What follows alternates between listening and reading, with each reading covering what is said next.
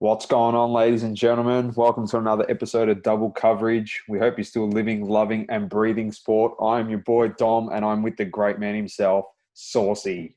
What's happening, mate? Domma, welcome back. Another big episode. We've got some massive news coming out of the football scene. That's football bowl, or AKA soccer. Plenty of stuff coming out of the NBA playoffs and heaps of world news in the world of sport. We've got buckets. It's going to be a huge show. I see you got the Jimmy Buckets. Got the Jimmy We've got Buckets buckets. on. We've got buckets. You got that. Hey, that's our colours, baby. Double coverage. Double coverage colours. Miami Vice. Colour scheme. Very nice, this jersey. Just a dodgy, but Elite. It's very nice. It's a bucket. Mate, let's just launch straight into this. You hit us off, Domma, with the biggest news. You know, you would think, we're going with the NBA playoffs like we'd like to do. You know, there's plenty of that's what we was going to do. That was the plan, Dom. Do it. That was what we were going to do. But then we woke up this morning and, mate, the notifications were running hot this morning. The story we're talking about, Lionel Messi wants out of Barcelona. If you're not a follower of football, you briefly just, I don't know, you see scores for soccer. Everyone knows who Lionel Messi is. Everyone knows that he's Barcelona. Everyone knows, like, they are the perfect match. Like, Barcelona, Messi, when you say Messi, you know Barcelona. Simple as that. Wants to leave.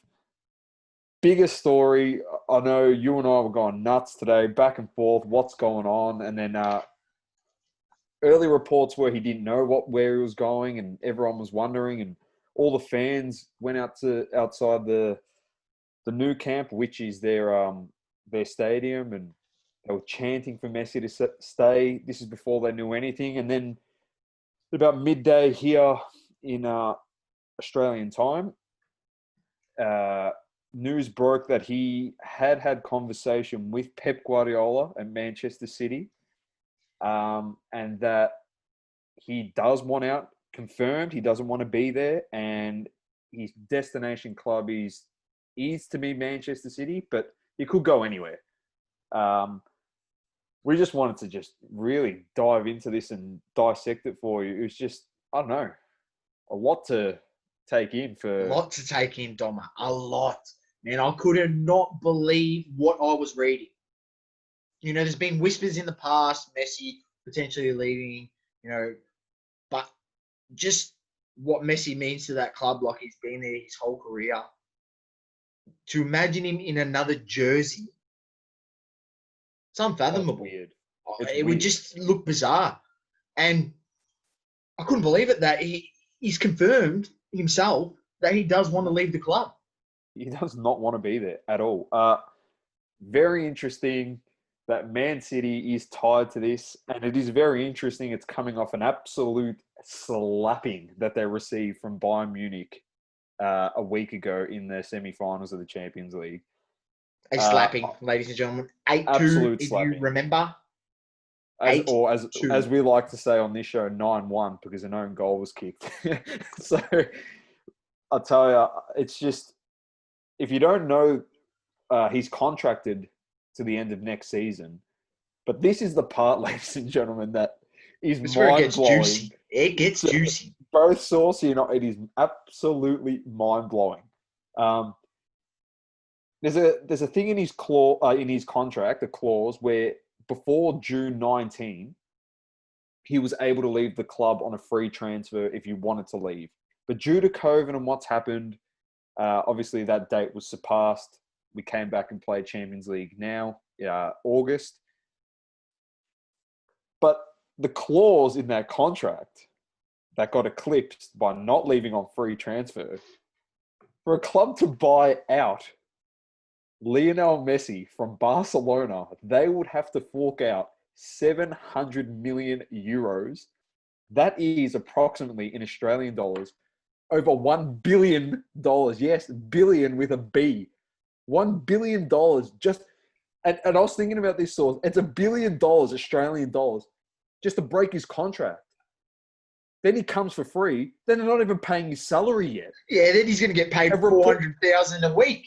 No, I was actually looked into that. Reportedly, he earns close to 100 million. Reportedly, he's on 1.8 million euros a week. Reportedly. What? He earns almost 100 million euros a season, reportedly. That's what I read. Or maybe Lord. Maybe it was $1 million. Explain to me, Domma, if Man City is tied, how does this happen? How? Did they not get done for financial fair play? Mate, what, they got it waived?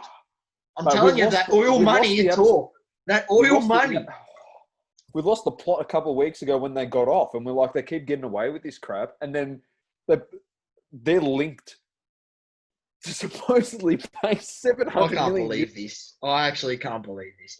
And the other thing, ladies and gents, that's actually really interesting is they've already signed Nathan Ake from Bournemouth and Ferran Torres from Valencia. They've already spent 63 million euros. They've already spent 63. What? So they've got to spend another 700 to get Messi. So that's 763. Surely that clicks over the financial fair play.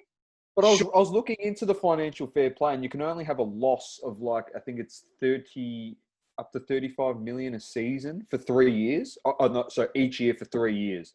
QPR got done because they breached 64 million. I don't know if you remember, they got done a few years back for that financial fair when they signed everyone, when they got that new owner.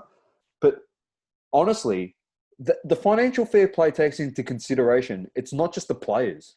It's ticketing, merchandise, your coach, all your staff that work for the Manchester City Football Club. Mate, I don't understand. It's actually mind-boggling, how he's linked to that club. If he's linked to any other club, it's like, oh, okay, that's fine. I think it's fine for the fact that they've just been in the news for, like you said, the financial fair play. Technically, they're rorting the system, and what, they're going to pay 700 million, then go and pay him his wage. I know they can afford it. The owner can afford it. But we're talking about the parameters within the sport. It's already the stupidest number known to man to pay for a release clause. Ever. That's ridiculous. It's $1 billion. Hey, whose child's bank account are they paying into at FIFA? Oh, man. I know. You wait for FIFA, they shake hands. You just honestly, it's not a good look. Now, this is something if that very happens, nice. That is not a good look. And if didn't you mention to me, Domma, that it was going to be there's some way that they can decrease the clause in the contract? So apparently that number is negotiable. That's what was getting reported throughout today. That today it was negotiable. And the other thing that's come out is Messi potentially could fight for that free transfer because obviously the COVID period as an anomaly to void the 700 million euro price tag on the release. So if that happens, then Manchester City just goes, oh, we get him on a free transfer, and we just pay him the greatest free transfer of all time. But this links into perfectly what I'm about to read to you, ladies and gentlemen. I told Sauce about this. I didn't let him in on it. This is first I'm hearing it. The former president of Barcelona was on the radio today, Gaspar, and he said to Radio Masa, he will have to leave in 2021. This is quote, he will have to leave in 2021. I have seen the contract and it's very clear. The clause ended in June and there is no going back. I prefer him to leave next year for zero than to go now for less than 700 million euros. The club is in charge here, not the player. The club paid the players. And this is not a matter of money. There is a signed contract and that's it. He also goes on to say a bit later, I've got to find the quote. Here it is. He said, if Messi leaves for less than what his clause is worth, it will be more humiliating than the 8-2 defeat to Bayern Munich. That's what he actually said. So what he's trying to say is the club is making a mockery of themselves if they don't uphold the contract. Yeah, that's what he's saying. They're saying hold him to the contract. I mean, this is Barcelona. This is Barcelona. Barcelona, the football club, is bigger than Messi, right? 100%. But Messi has been a substantial part of that football club for the last 15 years. 100%. I totally agree with you. And this, let's not sugarcoat it. It's going to be Messi. Pardon the pun. It's actually going to be Messi in terms of like the breakup. Yeah, literally, it's going to be. Oh, it's not going to be good. A lot of other reports are saying that it's just a ploy to get the current management and president out of the club because they're ruining the culture. But I don't know. I don't know if Messi's capable of doing something like that. I think he's just unhappy. Now this leads into his Domma, you would be unhappy when you've been knocked out of the last 5 Champions League going. Yeah. Pretty much humiliated in every one, every single one. I think there was only one of those that they lost by 1 goal. Every one was lost by. They got smacked against Liverpool in one of them. So let's look at the bigger picture of what is to happen though if he does leave. Like we're projecting here, but honestly, his legacy. It's at stake, Domma. In the past. We've discussed this. His legacy is at stake if he leaves because people love to compare him and Ronaldo. Who's the better player, him or Ronaldo? Like they've been compared their whole careers. They come around, they hit the scene. They both debuted at the World Cup in 2006 together. They've always been compared to one another.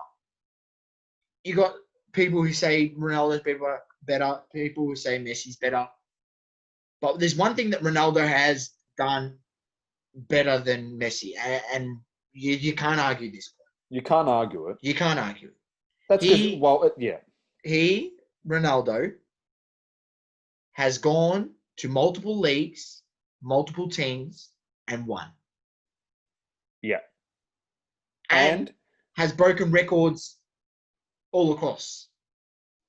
And on top of that, he's been heads and shoulders the best player in the team that was already elite. He's gone into...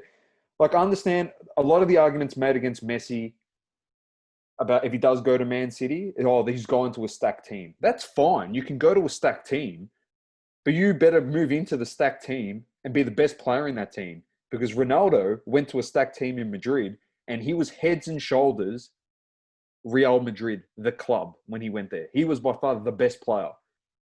Then he went to Juventus as an old man, 33 years old, and he is by far the best player. This is what we're trying to say. Like, people not looking at... I know Messi, he's breaking new ground by doing this stuff. These are a few things that people need to keep in mind about Lionel Messi and his legacy. He probably is thinking about this. I know I'd be thinking about this. I know a lot of football fanatics out there that are passionate about the game are thinking about this. These are the things that we've thought about. For me, his legacy is already behind Ronaldo because Ronaldo has actually had success at the international level, whereas Messi's failed multiple times. But the other thing is, but he's got more Ballon d'Ors. Oh, whoop-de-doo. Okay, that's fine. One of those Ballon d'Ors could have easily been to Thomas Muller. He was robbed. But the in other one thing of those is, like, you got Maradona and Pele who are considered the best. They haven't got as many as Messi. And Messi, every freaking list you look at, is in like the top 3, top 5 players ever. And I've looked at them because, like we said in the previous pod, we're going to try and do our best 11 ever. And Ronaldo sometimes doesn't even break the top 10. It's mind blowing. I don't get it. But these are a few things that are very interesting. Just remember, like Saucy just said, they've been slapped in the last couple of years in the Champions Leagues. Everyone says, but Ronaldo just leaves and goes to stacked teams. All right. He left in 2008. Manchester United won the Champions League. He went to Juventus 2 years ago after winning 3 Champions Leagues in a row. He leaves clubs Ronaldo at the highest point after achieving everything. He's not leaving clubs if they're getting beaten 3 years in a row and he's going... What's Messi doing? He's just sulking and complaining.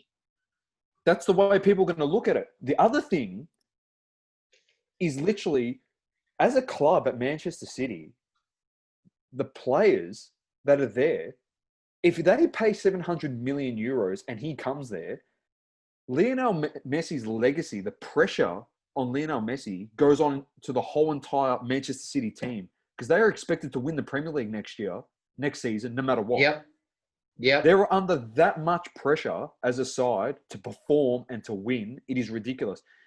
Because I tell you what, they're not going to get a pass. If they don't win, they are not getting a pass. They aren't getting a pass, Domma. You've just signed the most expensive player in the history of the game.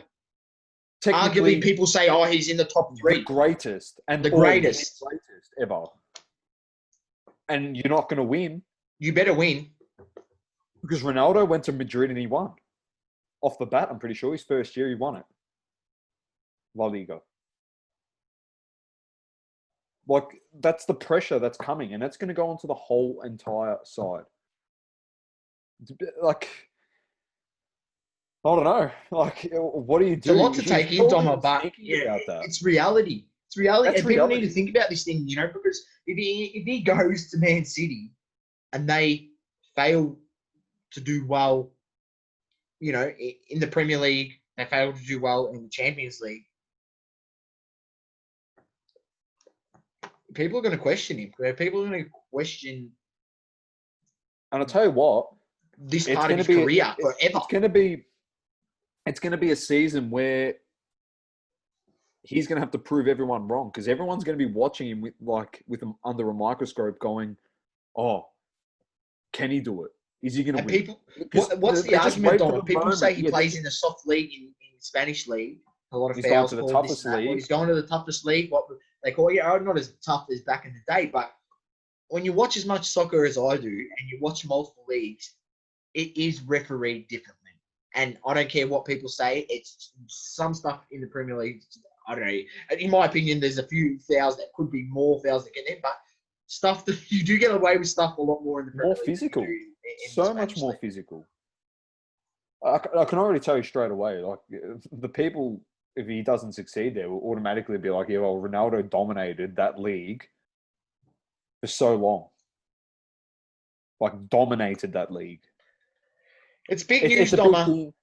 It is massive news. The greatest thing that could happen, Sauce, I tweeted it out today. The greatest thing, Messi goes to Man City.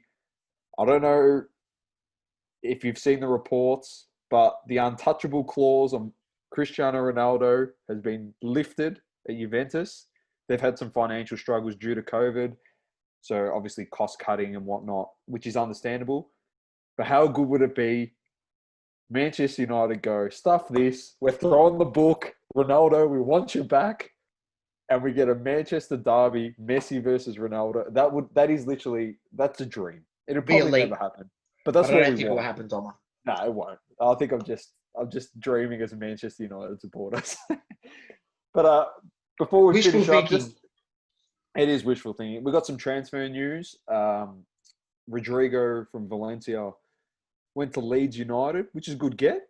That's a good get. They're back in the Premier League. Pedro's gone from Chelsea off to Roma, which was a good signing for Roma. He's for 3 years. Was that deal? Scheduled medical for Thiago Silva at Chelsea. Good pickup. Could pick up on a free transfer. You will take that.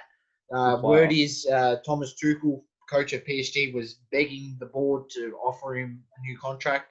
I think Thiago Silva just wants to move on. He's been there for 8 years, and I think he wants a new challenge. Yeah, fair enough. It's a good challenge for him too.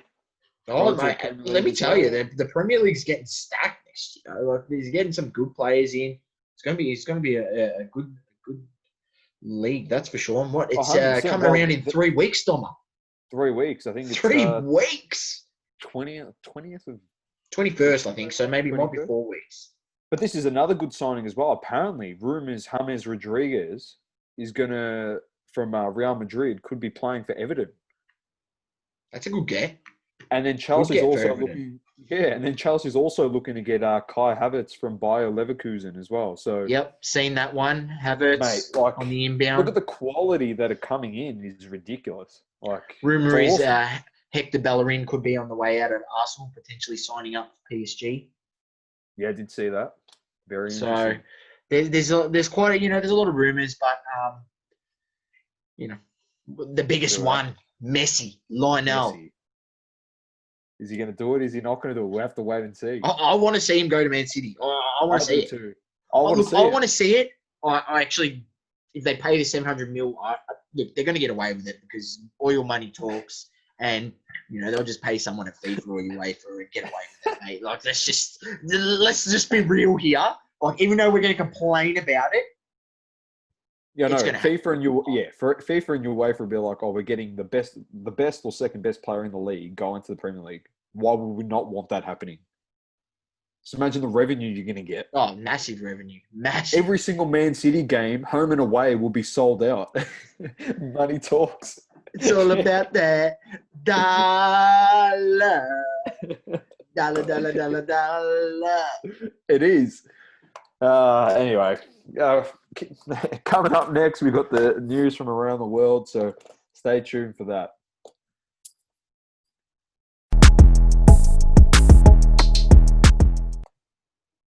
Alrighty, welcome back.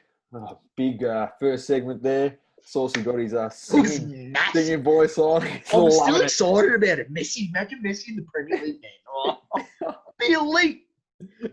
He's pumped. He's absolutely pumped. We're going to move from one football to another football. AFL footy, the Aussie code. Big round. Bit of controversy in the round. I'm going to keep the controversial game to the end, and I'm going to see your thoughts on it. It actually happened to be against your mob, so we'll discuss that, a few incidents in that game. But we'll just give you a rundown of the round. I've got our tips as well, and I'll let you know how we went. But first game was Carlton and the Gold Coast Suns. Bit surprising for us. We both went with Gold Coast, and Carlton actually ended up winning it by 33 points, and they kicked 7 goals, 18 behind. They should have won by 70 plus. It could have been bad.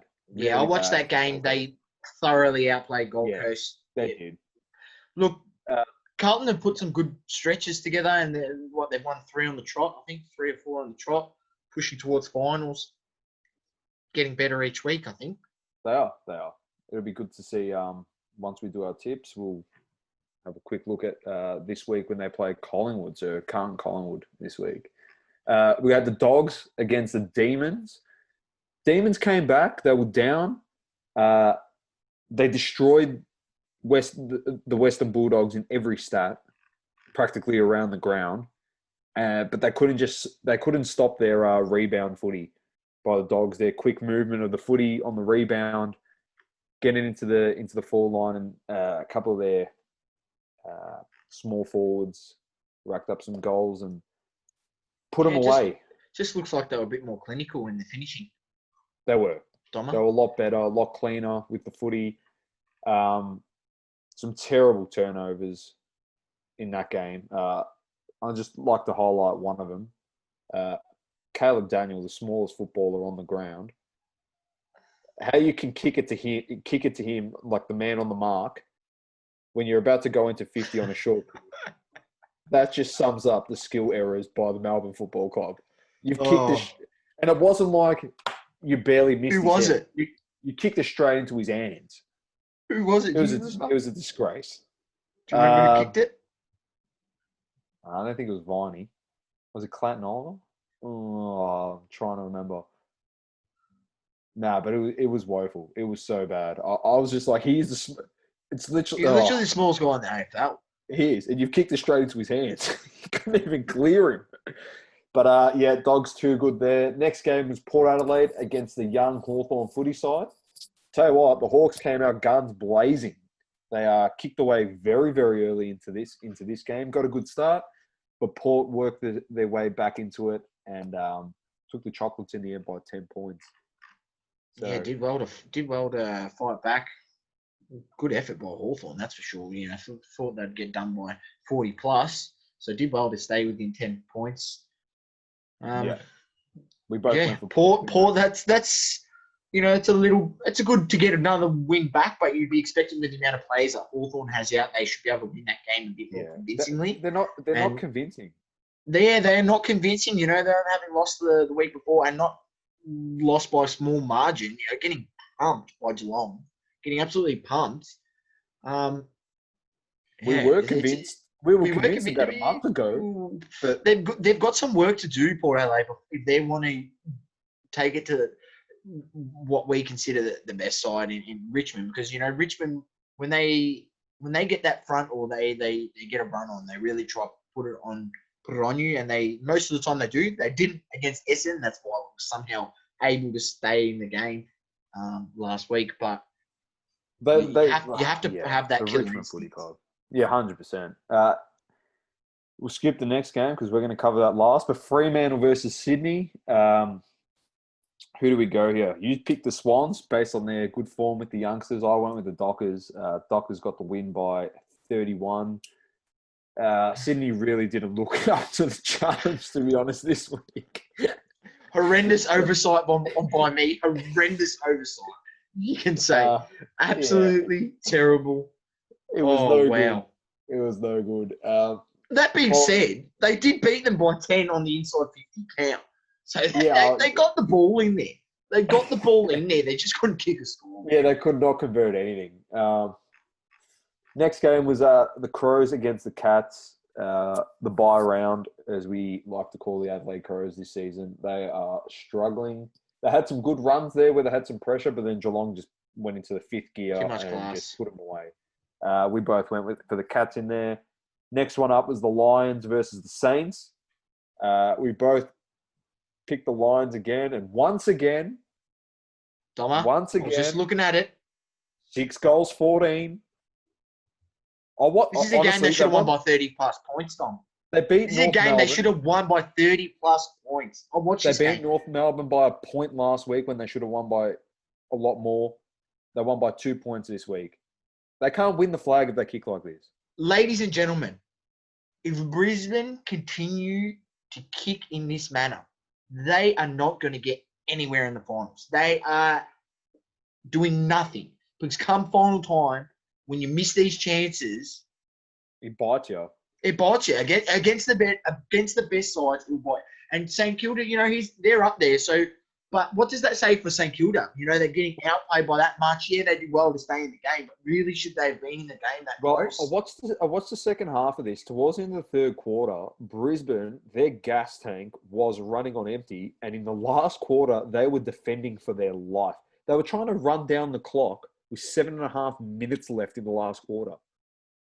They were gassed. They defended for their life. They're lucky that they got away with the victory in this game. They had to grind 2 goals, 5 in the first quarter, Dom. They could have had 5 goals just in the first quarter. It just ended it. It would have been finished. Then you could have defended for your life at the end, and then you would have still won by 4 goals instead of 2 points. That's the problem. After that first quarter, they kicked the same amount of goals in the second. Sorry, they didn't kick the same amount of goals. But after that first quarter, St Kilda outscored them in the second. Then Brisbane outscored them in the third. But they outscored them by 10 behinds. They kicked 10 behinds in the third quarter, Domma. That's ridiculous. Wait, sorry. Let me take that back. They kicked 7 behinds in the third quarter. 7 behind. Even if they kick 2 of those goals, they win this game by, they win it comfortably, maybe 14, 15 points. Yeah. Not nail-biting 2 but points. This just proves your point, though, about finals footy. Because if this was another side, like a Richmond or a West Coast or a Port Adelaide, potentially, Port Adelaide we're not trusting at the moment, but Geelong in there, and they were trying to defend for their life to win the game, in a whole, if you're trying to run down the clock for 7.5 minutes in a finals game, you're not winning that. Need to check your game plan. It's not. And the poor kicking, like the amount of opportunities, if they could fix up their conversion, I don't think they can now. It's too late in the season. But because of the shortened quarters, those extra goals early flattens teams, demoralizes them. That's right. If they could have kicked straight, they demoralize them early, and then they can just breeze. like comfortably just pace their way home. Really, instead they have to work their butt off in the second half of the game. It's just stupid. Silly. So, Silly. It's going to come back to bottom, Dom, and when it does, we can come on here and we can blast them even more. Just get John O'Brien back down there as your goal kicking coach. Get Fev back up there. Yeah, the Fevolution. The next game was West Coast Giants. West Coast were too good. Giants did make a late push, but weren't strong enough. We both went with the Eagles. Second last game to cover was the Pies against my boys. I thought the young kids were going to put in a bit more of a fight, but they got done by 5 goals. Saucy went with the Pies in that one. A few of our young boys looked pretty good, but just weren't up to the challenge. One thing I will say, unfortunately, apologise to any Collingwood supporters out there, but you are actually putrid. You are no good. As simple as that. That was the worst ball skills by 2 football clubs I reckon I've seen in a very long time. And it was also the youngest team North Melbourne has fielded on a ground since 1982, and you could only win it by 5 goals. So in almost 40 years, the youngest team we've ever played, and you still struggled. So we got, I reckon I could tell you probably a third of that team haven't even played 10 games. Or 15 games. So that's saying something. The last game we do want to cover before we get into our tips. Essendon versus Richmond. Your mob against the potential favourites. It was a shellacking on the scoreboard in terms of like scoring shots. It was 23-11. It could have been really ugly. But accurate kicking kept you in the game. Was really good. There was a few incidents in this game that have been massive news throughout the week. The first one I want to ask you, based on the last few weeks, Tom Lynch, I know this one wasn't as bad, but do you think he should have got a game? Yes, he should have got a game because he's a repeat offender. It doesn't matter that it's unjust force. You can't keep doing the same thing and hitting guys high and or in the gut, get away with it. Play. Or in the, that's what I mean. That is not a football play. That's what you need to look at it. What he's doing there to push off like that, it's not a football play. Yeah, it's a football play if you use the palm of your hand and push him into the chest, but not with a clenched hand that potentially can slip up and hit someone high. There's no need for him to have his hand like that when he's trying to push him off. His hand, his hand was folded over, looked like it was clenched. It wasn't fully clenched, but it's to that point. How about opening your hand and using your palm? Yeah. Then there's no chance of you actually looking for it, it actually looks like a punch. It won't look anything like a punch because your hand's open. Correct. He's a repeat offender, man. He's a repeat offender. It's ridiculous that he didn't get a week. Well, the MRO, Michael Christian referred him straight to the tribunal for this incident. We'll talk about the other incidents as well. But personally, in my opinion, I think the MRO's got egg on their face this week. They look very, very stupid because you've sent a guy straight to the tribunal for potentially striking someone. Well, false strike, excessive force, whatever it was, in the table of wisdom that Michael Christian has there with his grades, as if it's like a chessboard. But Richmond, good on them. They got him off. Well, you want your key player playing in the game, so you got him off. Richmond went in there and argued. Their argument to the tribunal was he pushed him off. Like you just said, if I'm watching the video, last time I checked, a push-off is not with a closed fist. That is a punch to the neck, if you look at the video, the footage. He punched him in the neck, striked him in the neck. That's not a push-off. A push-off is like you said. Your palm is open. Open hand. You pushed him off. You've closed your fist. As soon as you close your fist, anyway, he should have got a week. I know it was a softer one compared to the previous week, but based on precedent. And if he hadn't done the other two, this one, I would be like, look, give him a warning. That's it. But the fact that he's done two previously, incidents that are just completely not football plays or, go against the rules of AFL, you've got to give him a week. He's got to get a week for that. It's just ridiculous. Like, it's the old saying is 3 strikes, you're out. Like, that's his third thing.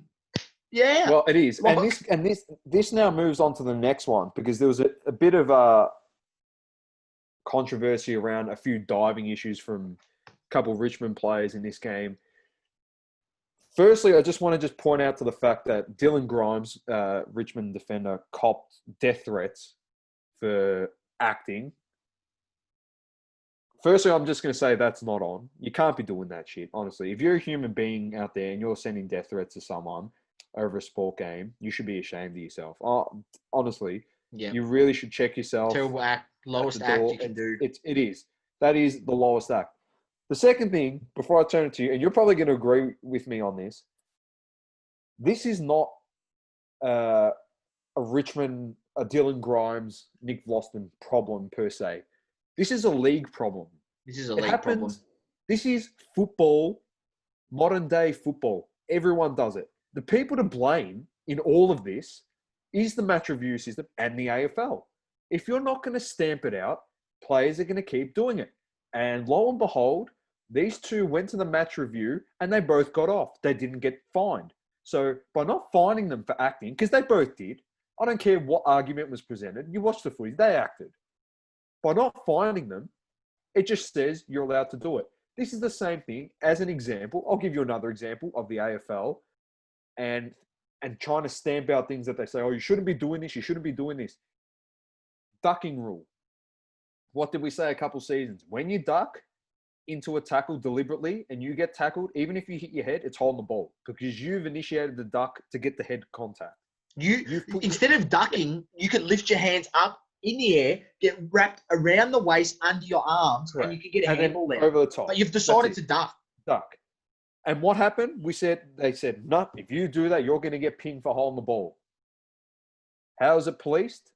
As soon as they duck and they get hit, because the head is such an important part of the game, correct? Obviously, you don't want concussions. Yeah. The head is sacrosanct. As we say, we always protect the head. But because you're ducking into it, high free kick every single time.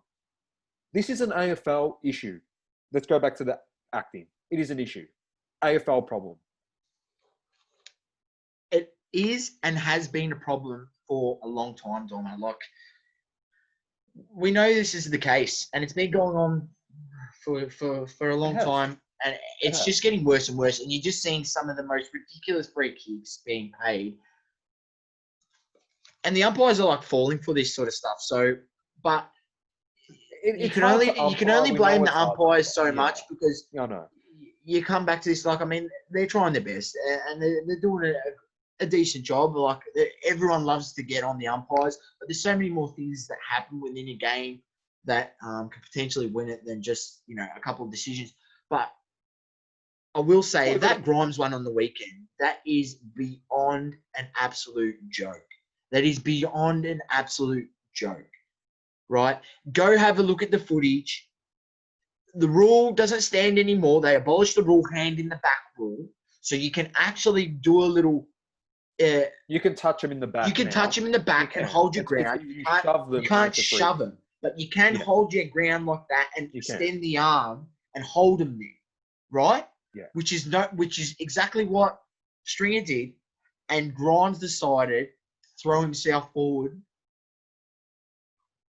and acted like it was so obvious. Went down, turned around, goal down the other end. That's a 12-point turnaround. That was going to send Essendon up by 12 points, I'm pretty sure, or 2 goals around that. I think it was two goals. But, Domma, this is where I come back to it. Anyone who watched that game, the first goal of the game, Tom Lynch kicked. He did something worse than that. If you're going to pay that, he did something worse than that in the way he held and pushed Jordan Ridley for the first goal of the game, and the umpire didn't call anything, Domma. But then you've called the most overacted, blatant thing. Fine, if you want to call that one, or call the one in the first quarter. This is where I get frustrated, Dom, because there's no consistency with umpiring in the AFL. There is no consistency. I don't care what you say, and you can go on forever and ever and ever about this. There's just no consistency. If you're going to pay this, you have to pay that. You can't pick and choose which ones you're going to pay.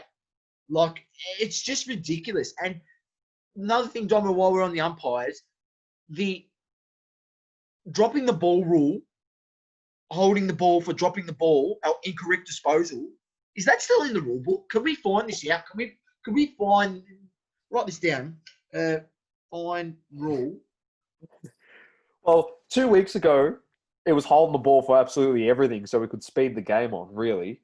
And now I was watching a couple games over the weekend. They're literally just holding the ball, trying to take on people, getting tackled, and the umpires are saying play on. 2 weeks ago, as soon as you put a hand out to take the guy on, you got tackles holding the ball automatically.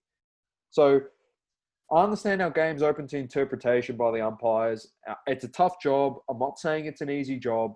I understand that, but you can't change week to week. It has to be, like you said, consistent. And based on those acting things, that's why we have a match review panel. They go through every game, every week. They watch the footage over again. If you see it happening, all you have to say, here you go, mate. Here's your ticket. You dove. Here's the fine. Oh, I didn't dive. Yes, you did. Here's the footage. You want to fight it? We can fight it. It's as if it's in the too hard basket to get to dish them out. It's ridiculous. If they start doing these sort of things, they will stop it, man. 100%. You do it for a month, and it won't happen again. I can assure you. If they're copping fines, because no one wants to give up a part of their wage for doing stupid stuff. So right. It's on the They've AFL. got the system there, but they don't use it, Dom. And that's what's frustrating as well, mate. Yeah. They've got it there, they don't use it. They don't use it enough. All right, Dom, we got to keep moving on. We've got to get our tips quickly. That's what I was about to say. I've got it up here. You just write them down. You Bang, first, me go. second. Bang, let's do it. Hawthorn, Essendon. I'm going Essendon. I'm going to go to the Dons as well. I reckon we can get the chocolates. Tigers, West Coast. It's up at Metricon Stadium. I'm going the Tigs. I'm going to Tigs as well. I'm with you on that one. With West Coast, let's see if they can get the travel and get the win. West Coast, Geelong. It's up at Metricon. Dogs, Geelong. Geelong. I'm going Geelong. You know, after that performance last week against that was good. You got to go with it. Port Sydney, Adelaide Oval. Port. Definitely Port. That's an easy one. Freo, GWS over in Perth. I'm going Freo. Freo. Melbourne, St Kilda. It's up at TIO. Darwin. I'm going Saints. Yeah, I'm going to go to Saints. I've got no confidence in Melbourne. Oh, here we go. Maybe we might have Blue Baggers and the Pies. I'm going the Baggers, mate. So am I. Damn, we could be on point here.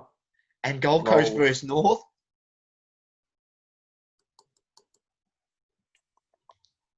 I'm going to go North. We've got a very, very bad record against Gold Coast at Metricon, but I'm going North. I'm going to put some faith into them. Oh, I'm definitely going Gold Coast. Yeah, fair enough. You saw the $1.55 odds and you're like, bang, they are definitely a Monty to win that. Bang. Very nice. Done. Let's keep it rolling, Domma. We'll be moving on. We'll be back. Yep.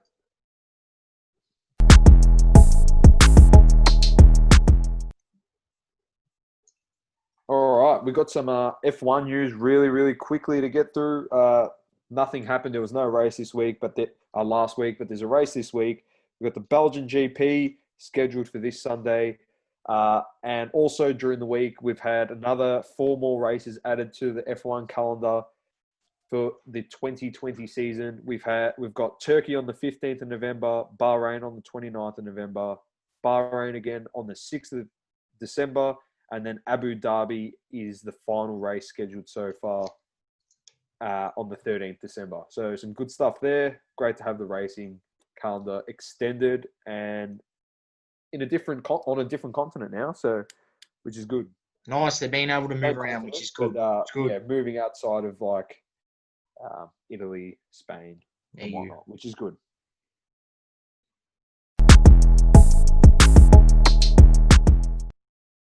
All right, Domma.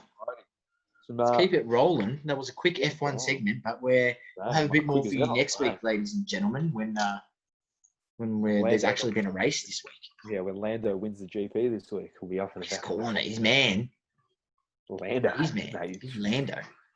All right, ladies and gentlemen, we're going to move on. We're just going to do a quick UFC skim over the main card from the Muniz versus Edgar fight night.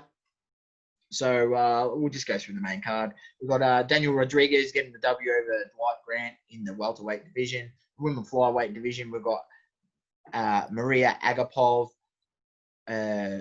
losing to Shanna Dobson, which I found surprising. So Dobson, that's a good win considering her record is, she's 50-50 record coming up against a 80% record.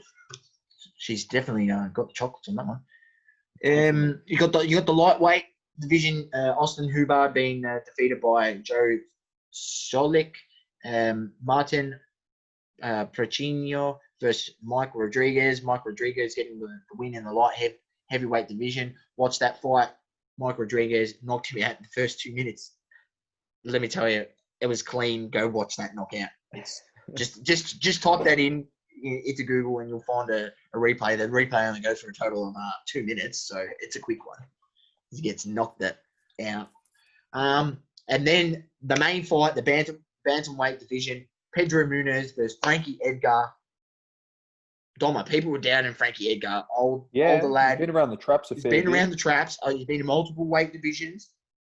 And he wants to take over the bantamweight. And let me tell you, he came in there fit, raring. And ladies and gentlemen, if you get a chance, go watch this fight. It goes the distance, goes to 5 rounds. These guys, they go hard and they leave it out there, man. It was a really, really good fight. Pedro Muniz did land more blows, but overall, Frankie Edgar looked like he was the more active fighter. He looked like he wanted to win the fight more. He was able to secure 2 takedowns in the bout. And yeah, I just felt throughout. You watch all the rounds. There was a few rounds there. They're a bit iffy, but there's definitely 2 rounds in there. Edgar, you can tell he 100% won those rounds. The other 3, maybe it's like maybe 50-50. But for me, Edgar definitely did enough to get the fight. And man, I'm happy for Frankie Edgar, older bloke. I love seeing the older lads come back and it's good showing the younger guys that I'm not finished yet and putting their name back in the card. Domma, this weekend, it's a decent fight. It's a decent fight card.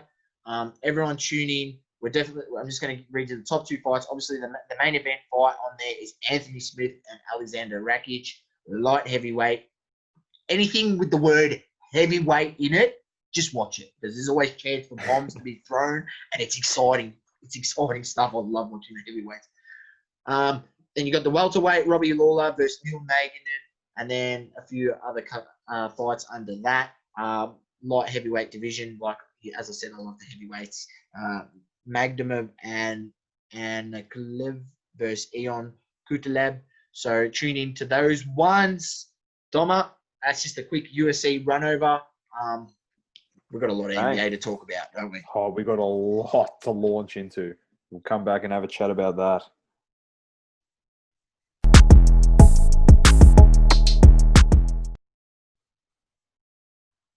All right, here we go. We were going to leave the show with this, but clearly Messi took over the international headlines and we had to make a few adjustments. But we tried to fly through so we could get a bit of a discussion going on here. A lot has happened. Our brackets are all still alive, both of us at the moment. Not the games that some teams have won them in, but the teams so far that we've picked, they're still alive. So we're going pretty strong in that department. But we'll just cover the East pretty quickly. It's all happening in the West. That's why we're just going to breeze through the East. Milwaukee, they've got Orlando covered. Batman's doing pretty good without Robin in that series. Look, just quickly on that, Domma. I don't know. Look, they can get away with it in this series, but man, Middleton, he's got to step up in the next series. They're coming up against Miami. He has to step up, man.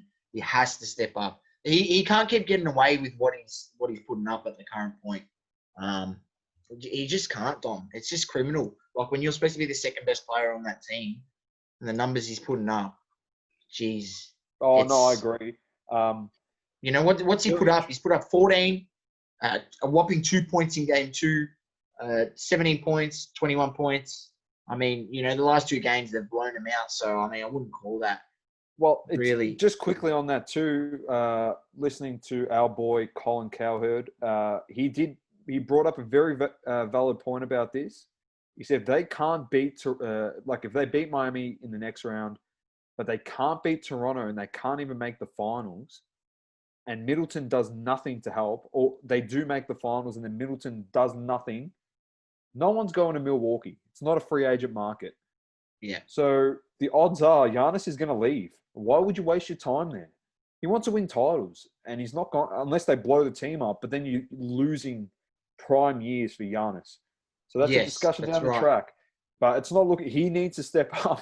If you want him to stay in Milwaukee, unfortunately, as much pressure as it is, it's all on your shoulders, Chris. I'm sorry. You should go to Miami. What a fit that would be. What a free agent market that is. The beaches in Miami down there. You wouldn't be able to handle buckets. You wouldn't be able to handle Buckets would be an elite team. Yeah, but buckets is too intense, mate. He's too intense. Maybe that's what Giannis needs, man. Yeah, maybe get slapped around a bit by old buckets. That brings us to the next series, and that is we thought it was going to 6. It was done in 4, and buckets just decided I've got a sore shoulder. I'm not even going to bloody play in the second half of the last game. Big things to take out of it. I'm going to let you talk about one guy in particular. Bit of a revelation, very underrated. He's copped a bit of flack as just a catch and shoot guy. You know what I'm talking about, but just a few things. Buckets was massive. The Dragon was massive. Duncan Robinson was good. And it's everything we said was going to happen. We thought literally it might take a few games, like Oladipo having some big games. Didn't happen. But like we said with Miami, they're one of the best defensive teams in the comp. Where one shooter's not firing, another shooter was firing. And that is the most dangerous thing. They are the best the second best three-point shooting team in the comp. And they're coming up against the Bucks, who are the worst defending three-point team in the competition. So there could be an upset on the cards. And it's going to be a good matchup. You talk about it, Bam, he can. He's got the mobility to go with Giannis, and it's a good matchup. It is. When they put it'll be a good, really good test for him as well. I know he's come out and he's really put in some great basketball this season. His best year by far at the ball club. And then on the other side of the spectrum, Jimmy Bucket's son, he struggled. As simple as that. If you don't know who we're talking about, I'm not saying his name anymore because let's just put it this way. His greatest achievement is making the All-NBA bubble team. Jimmy Bucket's son, he put him in his back left pocket. He slapped him around for 4 games and said, pack your bag, son. Go back home. Daddy's dealt with you. That's what he said. He's had enough. That's what he did. He's calling him his son because he just absolutely bossed him. You got bossed. Jimmy Bucket's son, who he's referring to, is none other than the man that we were formerly calling MJ Warren. Formerly known as MJ Warren, formerly known as TJ Warren, now known as Jimmy Bucket's son, because he got absolutely demolished. You got destroyed. And we said it was going to happen. It was a whole big media circus around one guy putting up a few good games. And as Sauce said from the beginning, once he started dominating, he's been in the league for this long. He's shown nothing because he's inconsistent and he will never be able to string games like that together consistently. He's just having a purple patch. It'll go away because he's done it before. He did it in Phoenix and then he did nothing after that purple patch. He called it. You heard it here first. You heard it here twice. You heard it here 3 times. We tell you every week. Mate, the wool got pulled over all your eyes for that one. And there's a few other ones the wool got pulled over your eyes. We told you he was going to get... We told you he got slapped during the season, and we told you when Buckets was going to go playoff mode, he was going to slap him around even worse. So, moving on, he got slapped. He's sent packing. and we'll talk about his son next year as Jimmy Bucket's son. Even when he's not playing the Heat, he's Jimmy Bucket's son. He's always in his head. Then we had Boston sweeping Philly. Yeah, look. There's not much to Look, maybe it was a bit of an oversight by us thinking that they could win a game. And Domma, I will say, they went out there, Philly, and they had the right game plan in the first quarter and the first half of those games. After that, down the stretch. I have no idea what they were thinking. You know, when you got like Joel Embiid, he scored 30 points every game, right? Yeah. But there was points there while I was watching that game. They stopped giving it to him in the post. They stopped feeding him the ball down low. Like it was what was your game plan was working. And I'm just going to say this. Obviously, we all know Philly. They've now sacked their coach. Brett Brown been given the flick. I mean, if you ask me, I would be giving freaking the GMs and a flick as well because Alden Brand probably does have to go. Excuse me, you got rid of JJ Redick, you got rid of Jimmy Butler, right? You couldn't keep Jimmy Butler, you were one ball roll away from entering the finals last year, and you blew up the squad. What the are you thinking? What the fuck are you thinking? Like, seriously. They were one ball roll away, and they've blown up the squad. They've got rid of Brett Brown now. Who knows whether they're thinking about getting rid of Embiid or Simmons. I think maybe they might be just thinking we're going to try a different coach first. But, sorry, the players you had there, Jimmy Buckets is better than Harris and better than Richardson, right? Yeah. You should have tried to keep Jimmy Buckets, get more shooters around, because your defense last year, you were still a good defensive side. Get more shooters and allow Ben Simmons to make plays for the shooters. It definitely was an oversight for us because looking at this side and the way that they just crumbled down the stretch, even if they had Ben Simmons, they won't win the title. We thought they could. Sorry, but Tobias Harris is the most overpaid player. He's overhyped, overpaid. Just on that, I was made aware of this today by someone that goes for Philly, and he's been very unhappy with signings and stuff. And the most interesting thing, I'm not sure if you knew this, but I didn't.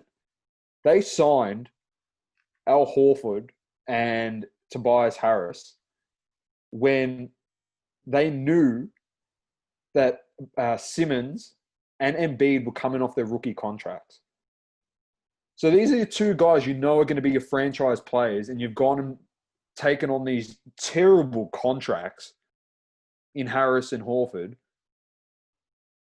So now your core team is really good to an extent, but then you can't even go like one deep off the bench because you've got no bench. You got rid of all your shooters.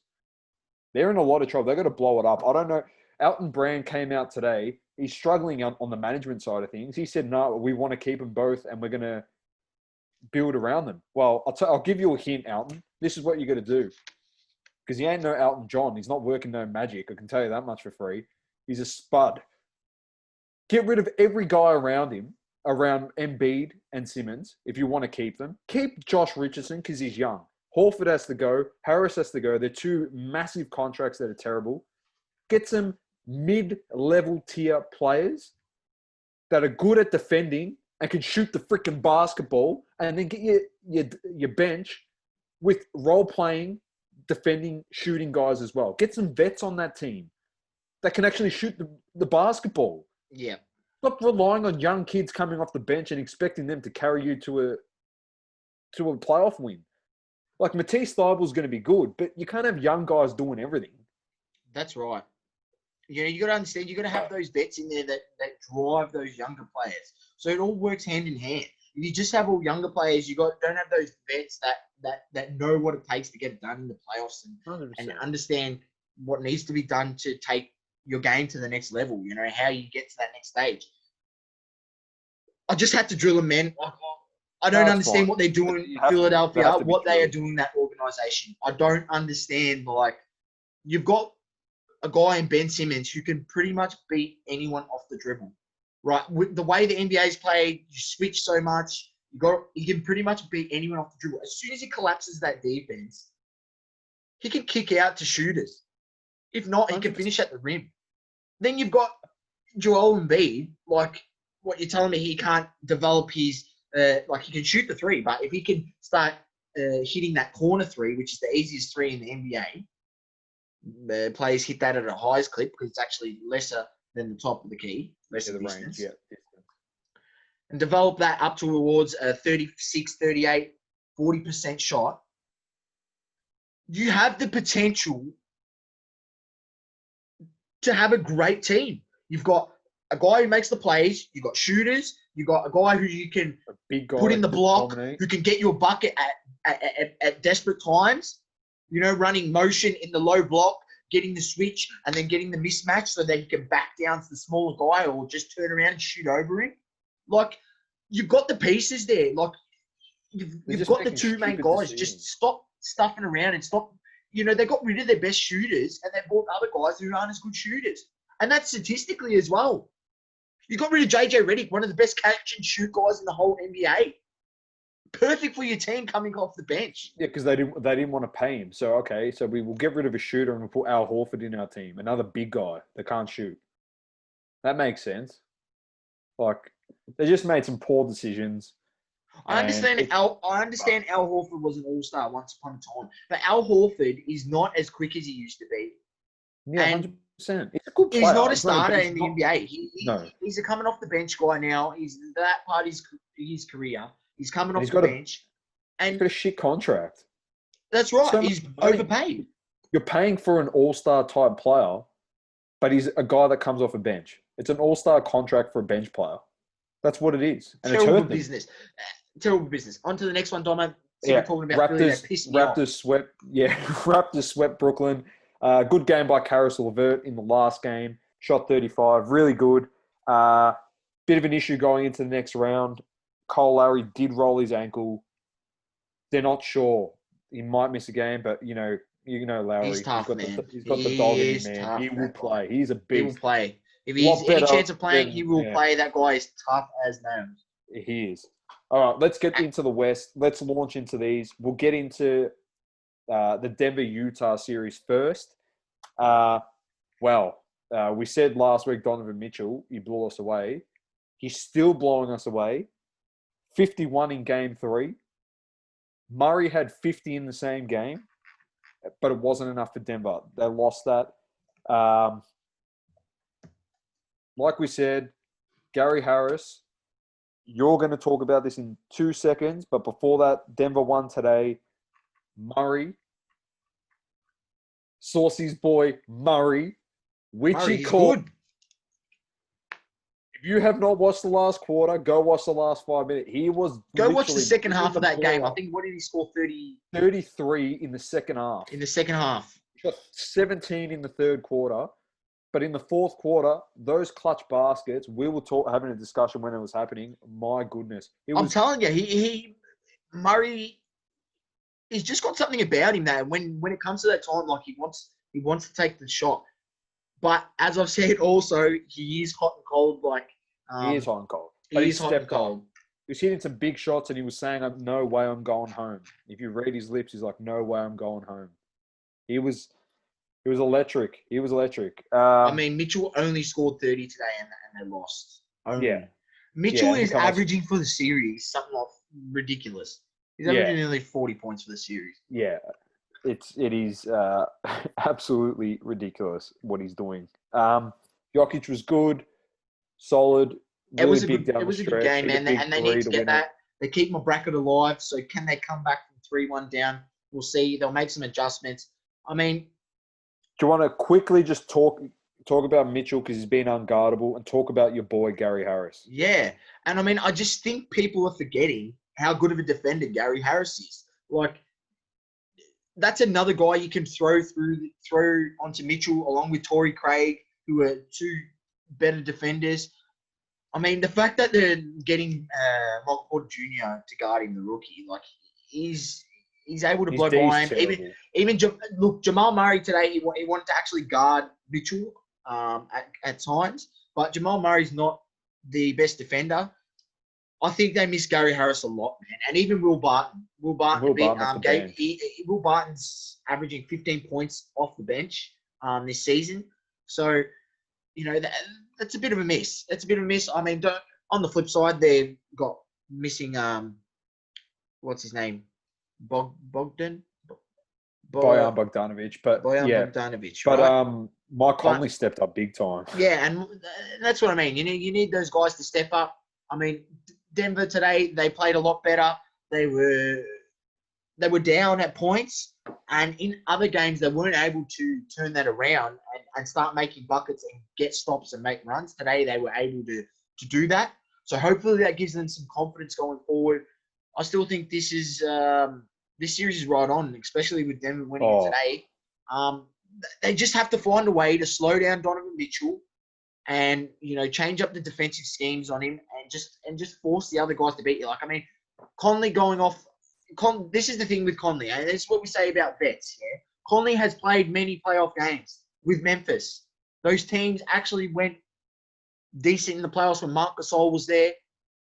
He knows how to win games in the playoffs, and he's not scared of taking the shots. No, 100%. He's a good player. The way Mitchell's going, it's NBA. You can't stop everything. You just have to stop some things and throw off the rhythm of the other team, and just try and get the stops and make plays at the other end. And I think what they did today worked well, which was limiting Mitchell as much as they can and forcing the other guys to take a shot. I mean, he still shot 30. That's what of a roll this guy is on. And the game where I think 2 games ago he only shot 20, but they slapped him by like 30 plus points. So that's what you got to do. But they do miss Gary Harris because I think he would be able to slow down Mitchell. Yeah, not slow him down completely, but a lot less of a. He'd be having a lot more difficulty than he is now. That's for sure, because he's able to blow past these guards on the perimeter so easy. And his first step, Mitchell, it's good, man. Like once he gets that first one by you, he's quick to the ring. And he's good at finishing at the ring for a small guard, man. Really good at finishing at the ring. He reminds me a bit of the way he's able to finish at the ring when he's size.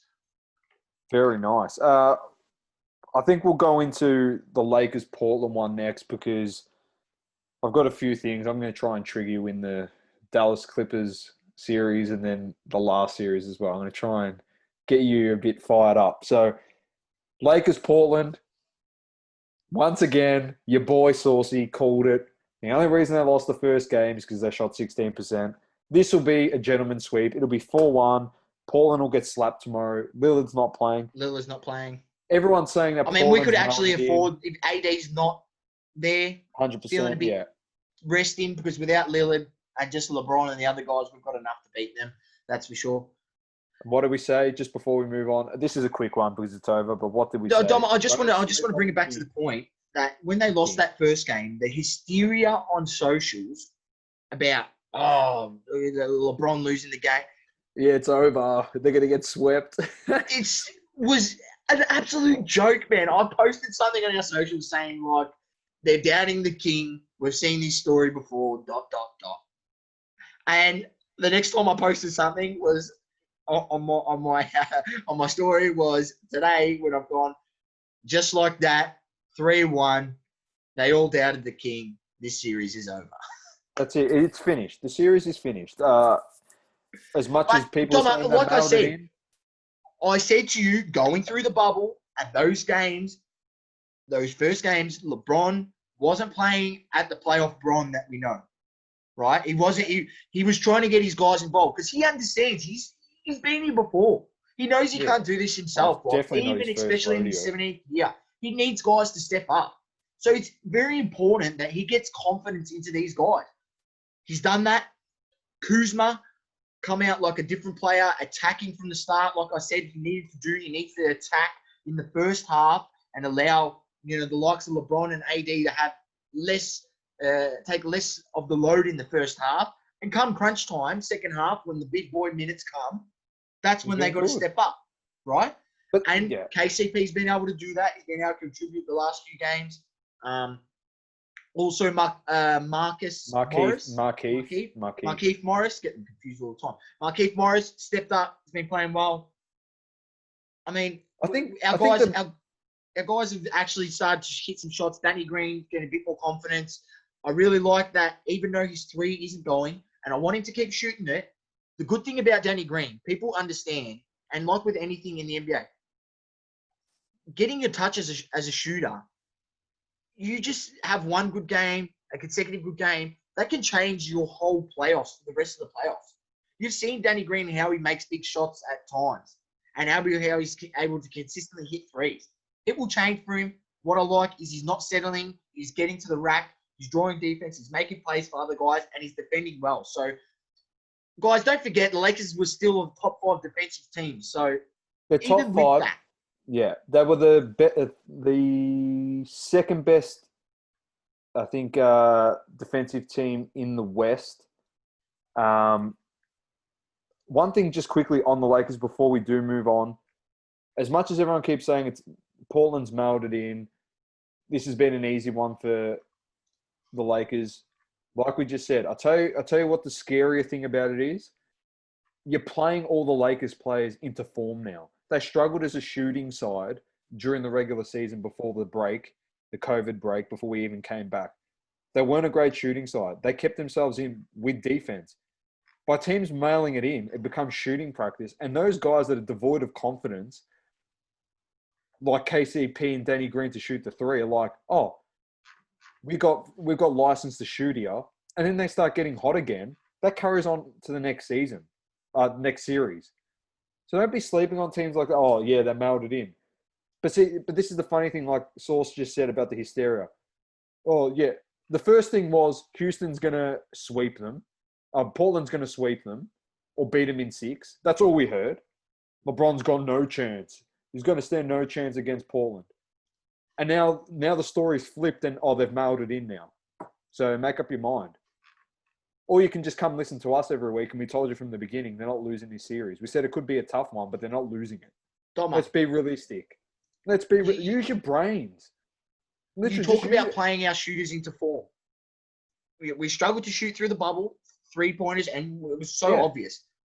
Shot 16% in the first game, lost it. Yeah. After that first game, Domma, from 3 leg, we shot 66%, Yeah. 56%, and 48%. Yeah. I know that this is a team that averages only 36% from the 3 over the whole season. So talking about playing our shooters into form, this is what we needed. This is what we needed. Guys getting confidence. We know it's not going to be as high in the next series because, well, actually, I'm going to refrain from talking about that because it depends on who you play in the next series. Because if there's one side that you do face in the next series, you're going to go off. You know. Anyway, we're going to get to that in a sec. Before we do get to that, let's go through the Mavs and the Clippers. Dagger Doncic in Game 3 dropped the hammer on him with the last shot. They were down by 20. He worked them back in. But today, Dagger Doncic got absolutely slapped around. And I don't know. I don't know your feelings, but Porzingis hasn't played the last 2 games. This is the playoffs, man. If you got any chance, you got to be on the court. You got to get on there, man. And of course, Luka pulled one out for you and got his back to 2. And I was saying to you, Domma, when that happened, I'm like, they missed the chance. Porzingis out. They should have never won that game, down by 20 points in the game, and were able to get it back and then win it there with a game winner. What a shot by Luka Doncic. The guy's got no fear. Guys like Tim Hardaway, they've all stepped up, those guys. They've been really good. Even though Maxi Kleber is usually a really good player, he struggled. But Trey Burke's been really good. My boy, Urang. That's Shaq's boy. Shout out to Shaq there with that one. Boban. He's been really good. DeLon Wright's been solid as well. But I think the story of this whole series is your boy. My boy, playoff P. Playoff potato. Absolute potato, ladies and gentlemen. This guy, if he shoots... he scored 35 today, mate. So he's back. Yeah, in a game that doesn't matter. In a game that they've already blown him out at half-time. Lay it on him. Tell him how you feel. Come on. Ladies You and know- gentlemen, if Paul George continually plays at this level, the Clippers are not going to do anything. They need Paul George to be scoring 20 to 25 points minimum per night, right? He can't be scoring 10, 15 points. He just can't. 71 game, I think. He has to be better. He has to be better. He has to be better on the offensive end. You've got a guy in Get a Bucket, Kawhi, given his heart, averaging like 34 in this series. And then you've got a guy like this who's averaging, I don't know what he's averaging for the series, but it's not good. He scored 27 in the first game when they won. Right? And they lost, they scored 14. They got away with a win in game 3 when they won by 11. When he only scored 11, they still won. Right? And then obviously the game where Luka hit the game winner, he only scored 9 points. And then today, once they've already blown him out, yeah, he came out firing in the first quarter. Don't get me wrong. But then after that first quarter, everything after halftime is essentially just, junk points when you're up by 30 points. And the other team's not showing any fight. He's probably shooting to get himself back into form as well because of that slump. He said he's been to some dark places in the bubble. Like, all the best to him. Hopefully he's okay. But like we said last week, or 2 weeks ago, if you're going to come out and talk shit about players, you got to back it up. Don't go out there and talk absolute rubbish and say nothing the haters say to me offends me. Like, you put yourself in that position by making some remarks. But it's good that he actually showed up today and trying to get some points. But like we always say, just be careful what you say because you don't want to eat your words. Because if you're talking all this trash, they'll probably win this series now. But if you talked all this trash and Dallas beat them, mate, you're not going to be able to live with it. You would have copped it. You would have copped it. They would have said, bloody, you copped the dagger from Dame last year in the playoffs when you were at OKC. You copped the dagger from bloody Booker in the bubble. And then Dagger Doncic bloody sent you packing. You don't want that. And you're talking rubbish. So look, Domma, before today's game, he shot 4 from 8 from 3 today. The 3 games before that, it was an amazing 4 from 25 3-point attempts. It's like me on a Monday night. If that the difference mine's 0 from 25. So I've almost caught him. If that ain't just look. For the Clippers and Paul George's sake, I hope he does turn it around. I hope he can put in 20 points. Yeah, same. I think he needs to put in a night for them to. Don't forget, they've got the highest scoring bench, averaging 50 points a game, their bench. So that's very, very good. Yeah, they've got the He best. needs 20 to 25 points a night. He has to be better on those threes. He's got to stop. He's got to understand. And in those games, Domma, he's put up 10, 8, and 7 3-points. You've got to be better. You've got to find a way to be able to get yourself to the line. He only shot 4 free throws. In that same stretch, he only shot 10 free throws. Drive. Get yourself to the line. Get some rhythm. Get some confidence in that game. Then look for your shot. He's got to stop settling for too many 3-pointers. He's got to get to the rack. I'm with you. That's where the game's got to be won. You see Kawhi when the clutch comes, does he pull up from 3? No, he gets to his mid-range spot. The mid-range is underrated. You said it during the week to me. Mid-range is extremely underrated. But honestly, I think this series is done now. We could have had the fairy tale, but we needed Porzingis to play today. Honestly, needed Porzingis to play, man. I don't know what's going on there. So I know knee soreness. They said he was going to be back for this game. Unless you need to have surgery or something like that. You got to be on the court. I'm sorry. Like, as they say, if you're hurt, you play. If you're injured, you don't, unfortunately. And that's especially in the playoffs. You got to be out there. It sounds really harsh, but you have to. You want to win. It says knee bruising. It doesn't say... Yeah, it's 2-2. It was 2-2. Now it's 3-2. They're going to struggle. My advice, I put it out on the socials. If you're Luka, go down to the Grand Floridian down in Disney World. Look for room number 23. Knock on the door.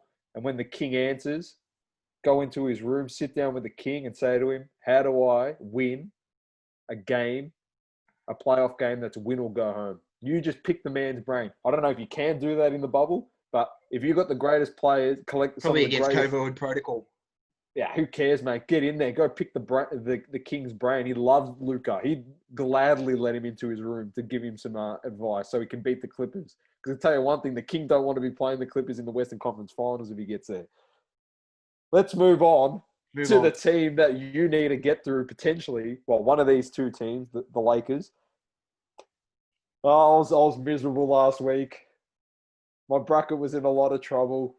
Houston were 2-0 up. I was miserable. You came on here, you taunted me with your Houston hat. And in a week's time, I don't know As the saying goes. I'll tell you what happened. Lou Gert's Dort came out in game 3 and 4 and dominated. Dort. The lug nut. He put on a clinic. Domma, I will say this, and I'm going to start it off on this point. You know, I'm very passionate about this point on Houston. The Houston Rockets will not do anything in the playoffs this season for 2 reasons. 1, playing undersized men and thinking they're going to get away with it. And 2, living and dying by the 3-point shot. I don't care what you say. You are not Golden State Warriors. You do not have the 2 best shooters of all time to ever walk the planet on your team. You cannot live and die by the 3-point shot. There was games in the game game 4 times in that game 4 that they just lost. James Harden beat the guy off the dribble. 3-point line. Puts it behind his back, step back, but because it was a jumper at the corner of the elbow, mind you, wide open, because after he performed the step back, the guy was about 4 meters off him. He should have taken a wide open 2-shot, and this was down the stretch.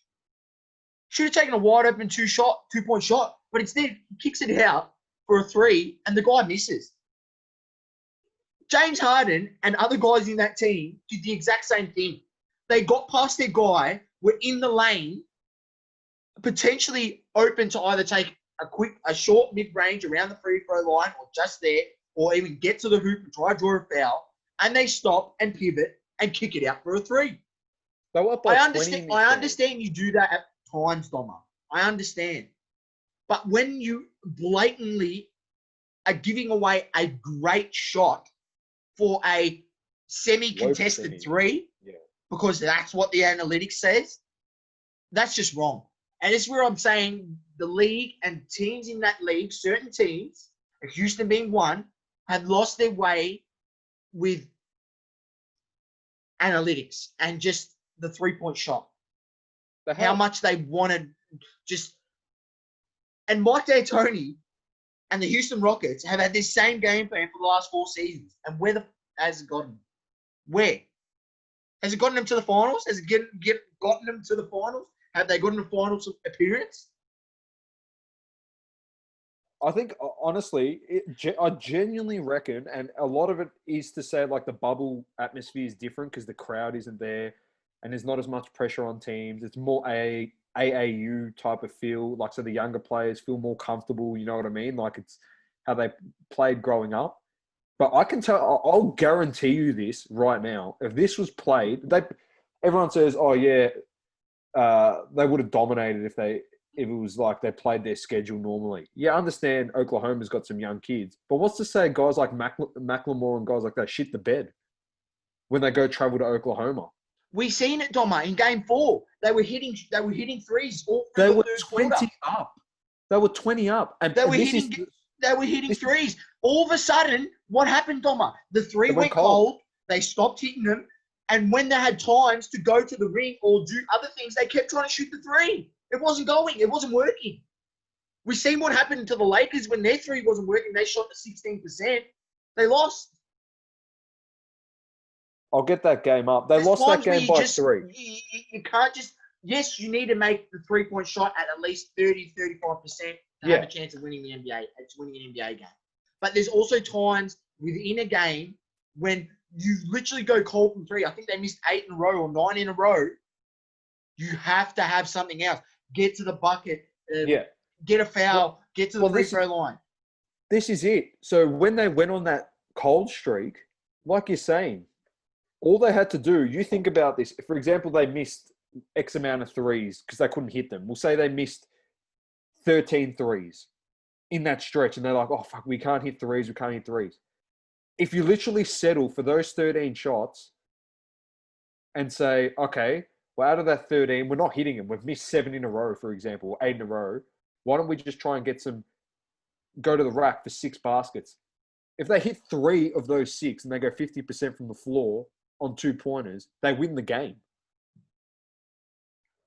Instead of trying to blow teams away when you're on a cold streak and go, oh, we'll break it. But by thinking in your brain going, oh, the shooting slump will end in this game. Don't worry. It'll come.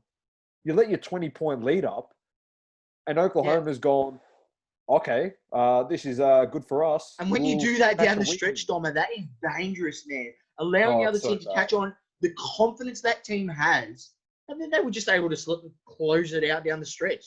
CP3 just showing us that the man is still got it. There. They got the guys there. Oh, CP3 hit that 3 ball when he was falling outside of Disney World, mate.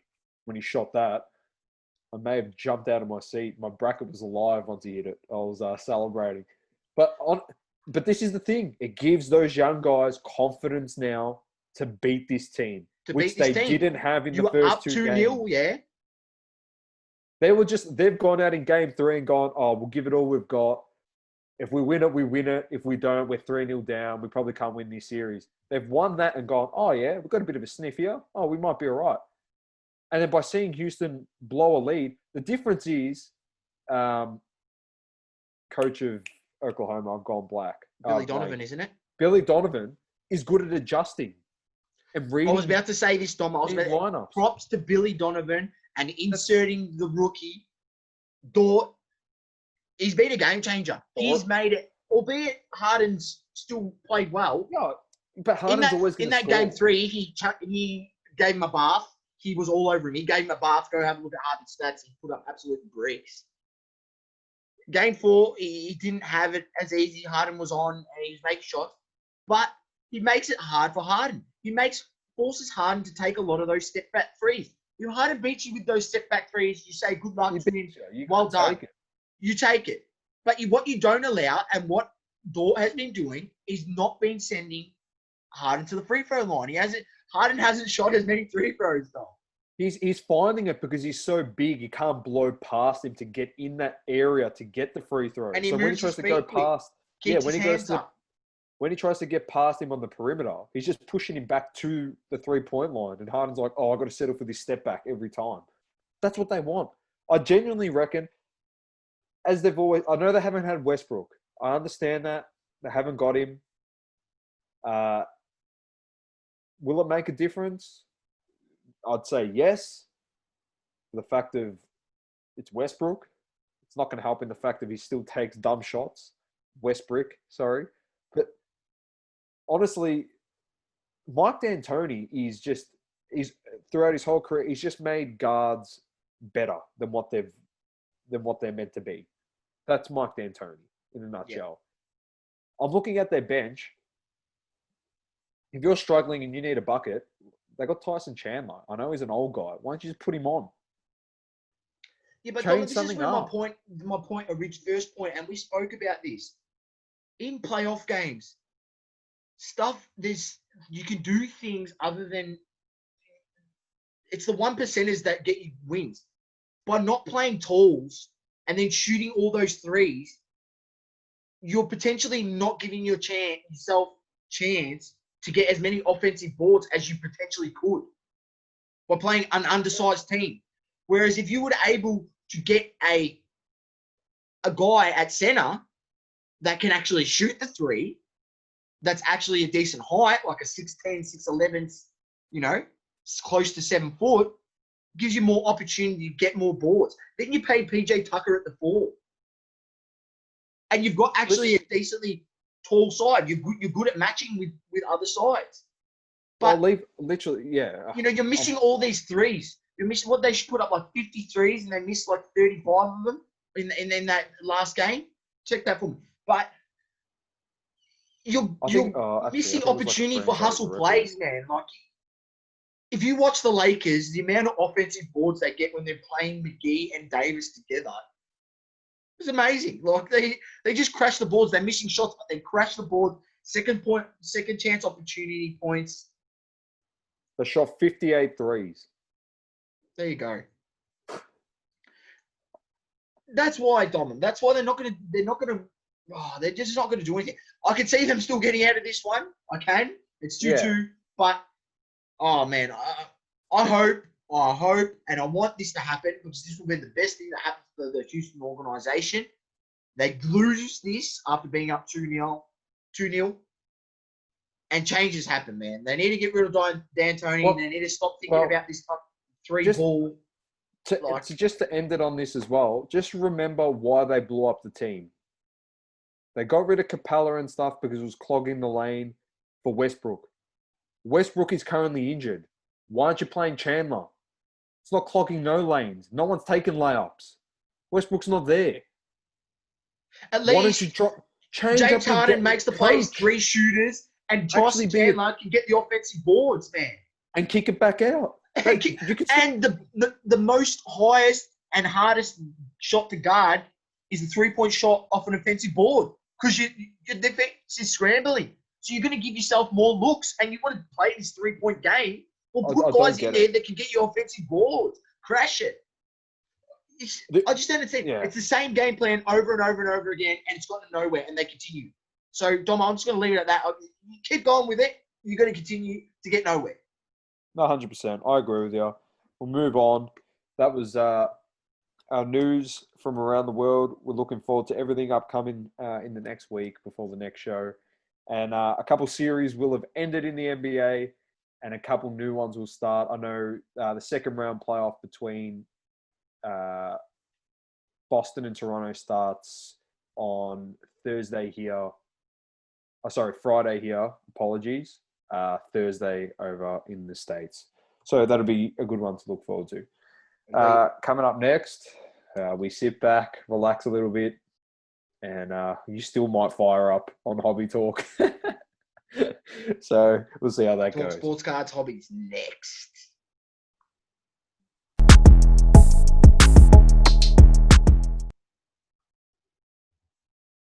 All right. Big week with the sports cards. Some interesting stuff's happening here. Hobby Talk's going to be actually...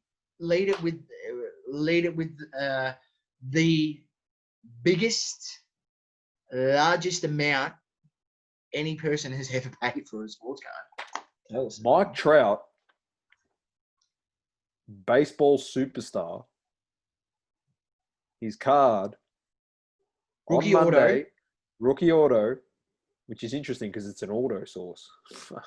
Since when are autos actually relevant? I agree. Anyway. I somewhat agree with this. Hallelujah, it's not a silver prison. Yeah. The fact that you said it's an auto surprises me. It's sold for $3.9, not $3.90, $3.9 million. Now, US dollars, ladies and gentlemen. So US. Australian dollars to about $4. Yeah, $1 million. Go do yourself a favor. Go on socials. Go find every post if you can. Like if you're on Facebook or Twitter, try and find hashtags and just find posts of this card. Click on the card comments. Have a read. I reckon about 80% of the comments I read, I don't know yourself, but 80% of the comments said this card is nowhere near worth $3 million. It's not even worth $1 million. So this is the problem and something that worries us a little bit about the scaling with prices. I know it's a big fear that I have, is that it's going to become a rich woman's hobby. And for the fact of those people, because they have money, they really, really want the card really badly in their PC, their personal collection. They'll pay anything they want for that card. And by doing so, will raise all the median prices of that one card to astronomical prices that then makes it difficult for new people coming into the hobby or current people in the hobby that obviously are not millionaires that want to collect that card. They're like, oh, that card's probably worth 10 grand. I can pay that. They unfortunately can't get a look in. Yeah. On another note, Dom, what this actually does, even though, that specific card, it's a rare card to come around. What it does, it actually raises the price of the Mike Trout market. So all his other cards will now, oh, wow, someone's paying that much for his rookie auto.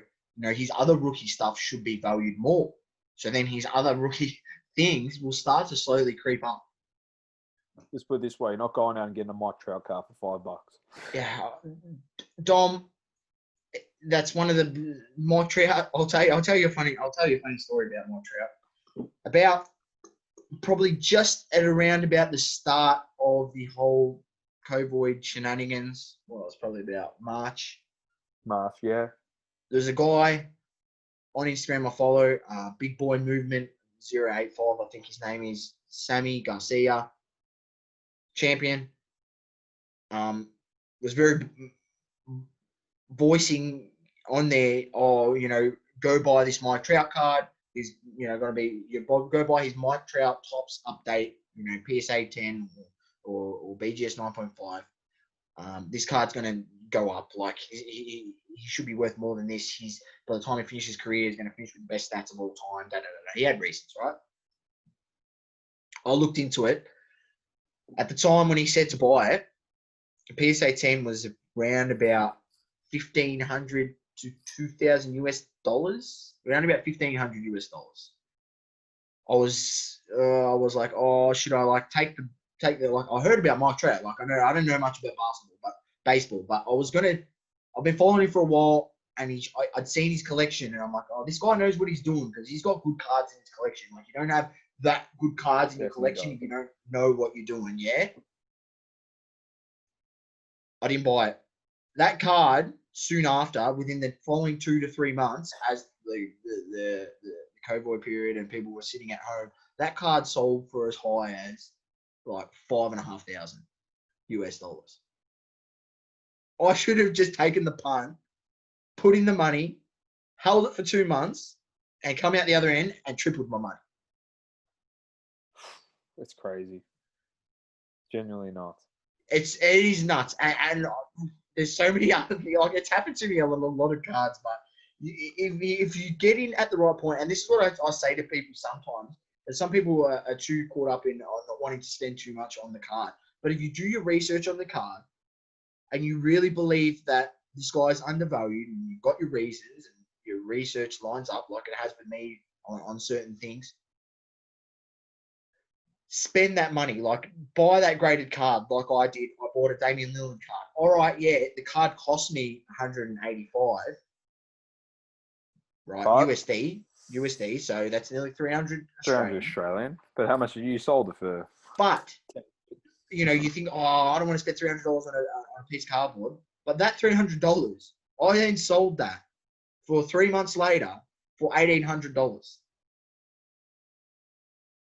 So when you look at it like that, yeah, you're putting in a bit of money. But you must do your research. But your potential to gain, depending on whether you buy the right card, right? Obviously, there's certain things. And what did I do with that money that I gained back? I was able to use that money to pay for my graded cards. Like that now I'm going to get a whole bunch of graded cards back that I've sent away. And potentially I'm just using my initial $300 investment has paid for my graded cards, plus netted me a profit, plus got my $300 that I paid originally. So it's a cycle. It's the way it works. It's good. It's a cycle. So that's why you need to think about it. Sometimes you don't want to spend that little bit extra money, but instead of buying all the little cards you buy for $10, $15, $5 here, a couple bucks here, don't buy any of those for 2 weeks. Stay off the Facebook pages, stay off eBay. Don't buy any of that little small stuff. Save up all that money. All of a sudden, you've got $200. Now go buy yourself one good graded card for $200. that you have done research on, obviously. Don't just go Yes. by any random player. That's good. Like, he's a gun, yeah, but don't go buying that random card because it's like, oh, it's a cheap one. I can get it. I can get a cheap slabbed card for $80 or $200. Do your research on the proper Do your card first. research. Yes. Or, better yet, just come listen to us and Saucy will tell you when you're smoky which card to go get. And then, like I have, because they're going Domma, up. It's and going up. we'll speak about it because as we do, I'll bring it up. Like we said from the beginning, it might be a bit of like, oh, they're just projecting on these cards. Saucy comes with the facts. He's putting his money where his mouth is. He's not just telling everyone out there just for the sake of the talking. It's the reason why he wants to tell people. He wants people in on it too, so they can make some coin if they are into flipping cards, or even if they want one of these cards for their PC, their personal collection. They're nice cards. They're cheap and affordable at the moment. While you're getting those stats up, the reason why they're cheap and affordable at the moment is because no one's onto those people. But our good friend, old GV, Gary V, has come back from vacation. And I don't know if you've seen it during the week, ladies and gents, but his first post back from vacation was about vintage basketball cards. And apparently he's going full-time sports card. It's going to be, he's changing. He's putting another CEO into Vayner Media. Gary. He's calling himself Cardboard Gary. Cardboard Gary. He's gone full-time cards. That's what he wants to do, which is awesome because, as we said last week, as much as we're trying to get him to see the clip, I think he might know. I think he's got a sixth sense of what we were talking about. This is the man that is going to change the disparity between vintage cards and modern-day cards. He's the guy, if he goes full-time Cardboard Gary, we're telling you right now, go out, listen to the previous pods, get that Hoops Kobe rookie, get the Hoops Shaq, go listen to what we said, go get those cards, listen to the Sauceys Smokey, because once he starts going full tilt on all these vintage cards and he starts pumping them up, because I tell you what, he's going to have Cardboard Gary as another socials account. I can guarantee you, all he's going to put on there is cards. I'm predicting this right now. That's what he's going to do. And once that happens, you watch all the vintage price cards skyrocket. The pyramid, like we said, it's going to flip. Vintage is down the bottom at the moment. Modern's at the top, at the peak. The only exception, unfortunately, at the peak are those guys like LeBron and Kobe that, they're LeBrons and Kobe's. That's why they're up there. They're technically, well, LeBron's actually technically modern day because he's not vintage yet, but Kobe is. But that's going to flip now. Kobe's getting up. Kobe was way down, Domma, and people are starting to realize, obviously with the whole Mamba Day and everything, but they're starting to realize, and he's starting to go up. I mean, I would still suggest anyone go out there, have a look at. There's still some affordable Kobe rookies out there that you can pick up that I think are still undervalued considering what price, what people are paying for some of these modern days. But the guys that we spoke about, Domma, I spoke about Shaquille O'Neal, like you mentioned.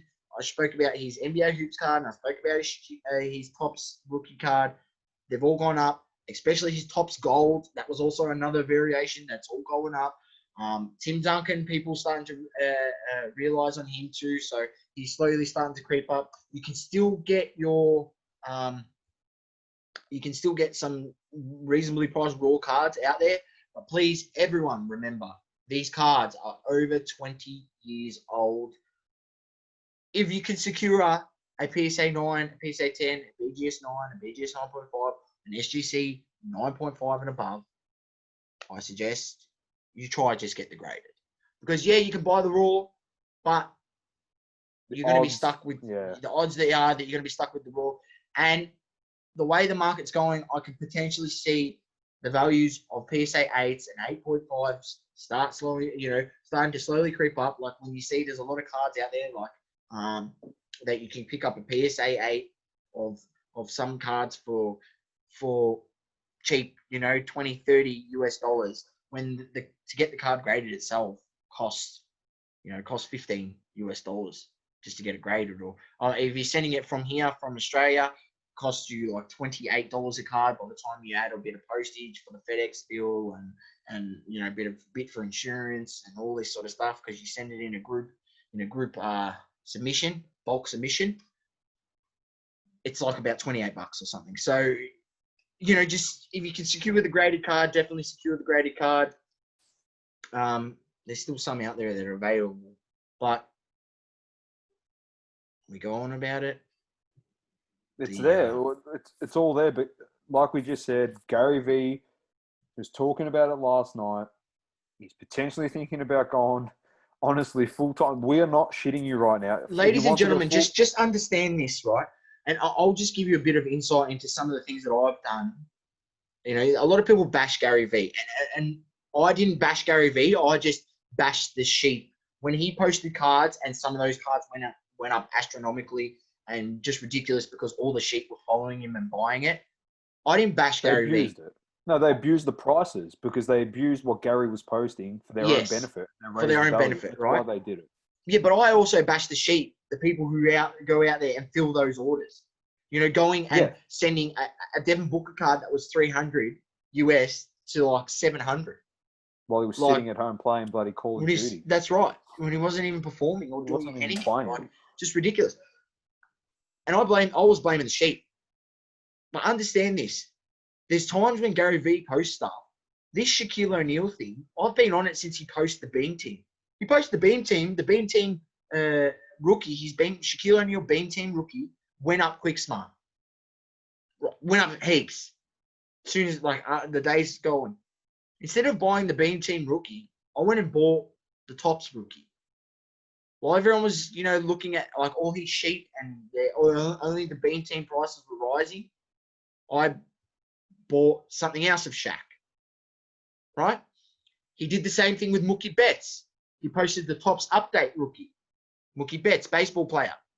I went, did a bit of research, knew nothing about baseball, spoke to a few guys who I speak to on Instagram who live in America, know a lot more about baseball than me. Said, you know, what's another card set that's like the first card? I heard about Bowman, you know, Bowman Chrome. Is that their first card? He's like, yeah, that's actually technically their first rookie card. It's their prospect card, you know, so it's called Bowman First. It doesn't have an RC on it, but it says Bowman First. Considered in the hobby to be their first card in that set, right? And technically their actual first card. So I was like, all right, let's go buy some of those. So I went there. I didn't buy anything. I just bought a few PSA 9s. Well, the PSA 9s I paid $30 each for. They're already up to like 50, 60. Already double my money. Mookie Betts is playing well. Hopefully Dodgers make a bit of a playoff run. Sell it in the playoffs. You know, he posted one card of Mookie Betts. Doesn't mean that you can't go and target Mookie Betts. Just don't go target that card because all these sheep are buying it and there's so many alternatives. Sending up the price. Go buy something else of Mookie Betts. And I went and bought his other best rookie card that you can buy. But that's literally, honestly, so the way Gary does it is very, like, he puts up what he collects, which is fine. But you don't know in the background if he's still collecting all the other variants and he's going to drop them at different times. He might be, he might not be.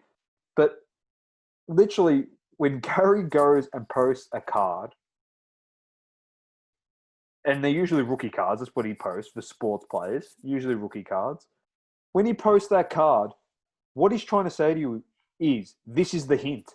Go buy this guy. That is what he's saying. But like Sauce just said, doesn't mean go buy that card, because you know as soon as he posts that card, the sheeps are going to be like, oh yeah, we all need that card. And now the Beam Team card's worth astronomical amounts of prices. And their Beam Team card's up around about $5,000. There you go. Maybe more. What? But what's the Topps and the Hoops card? They're cheap for Shaq. Yeah, they're still super affordable. Yeah, they're going to go up. Affordable.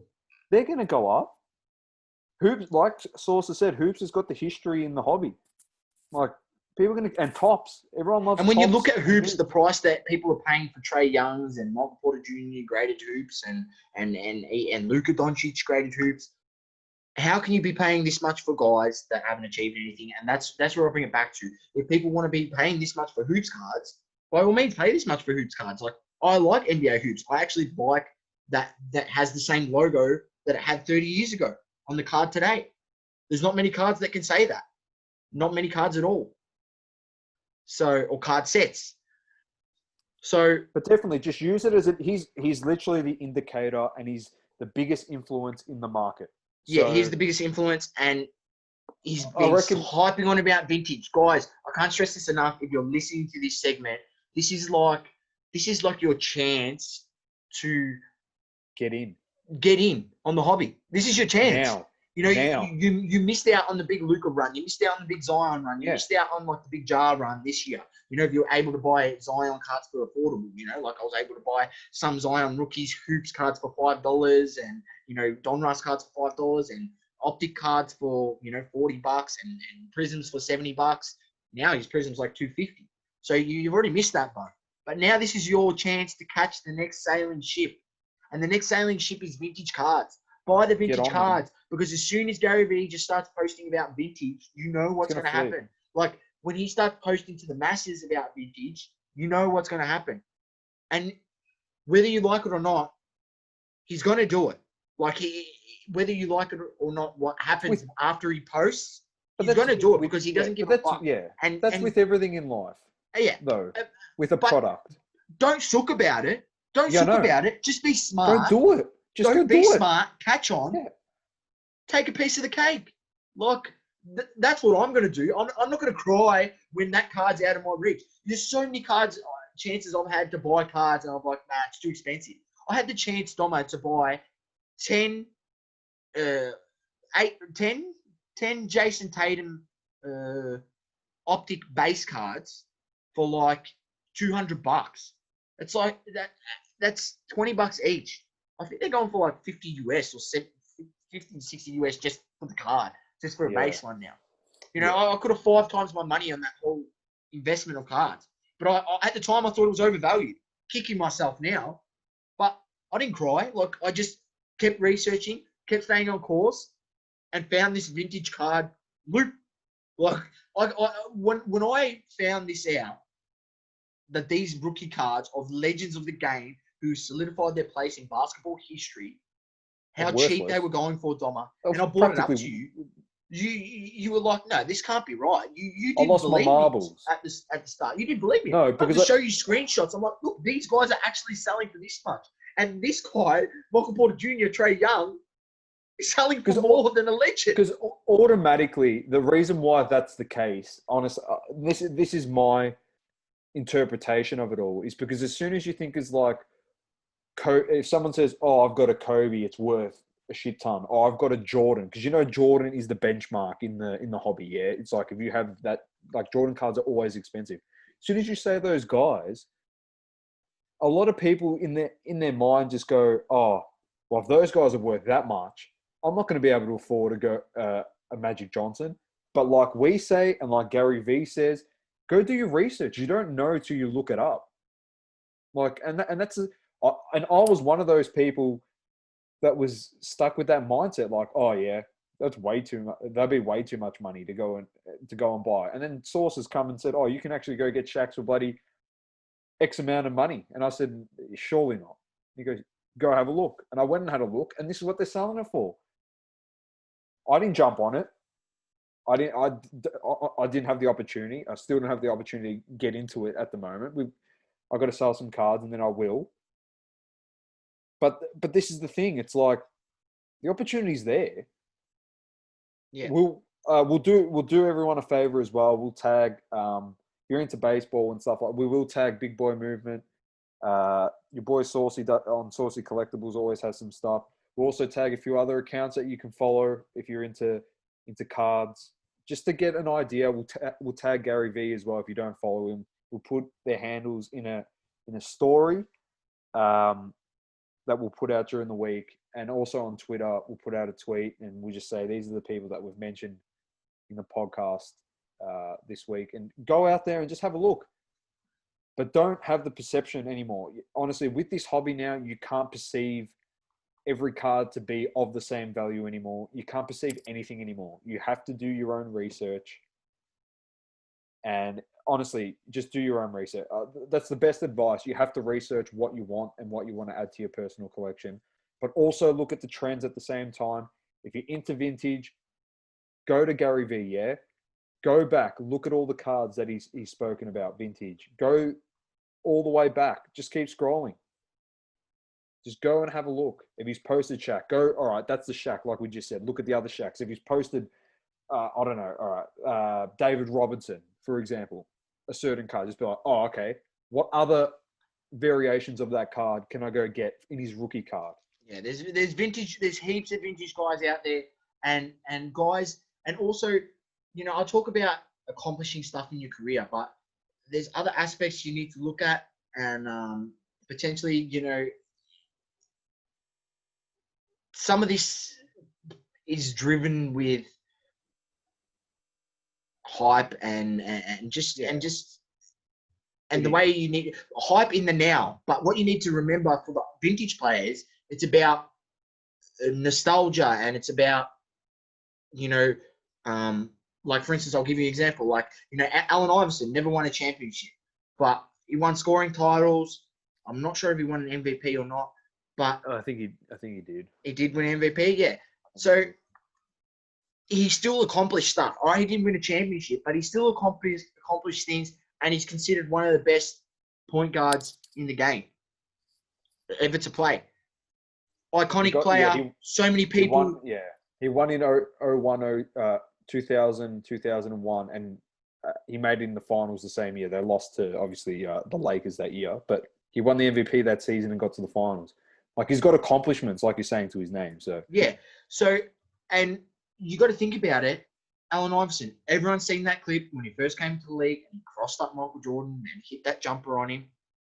Everyone's seen it. And it's just these small things that, along with, those accomplishments that I think that these players need to have to justify when their price gets up to that point, that you need to think about.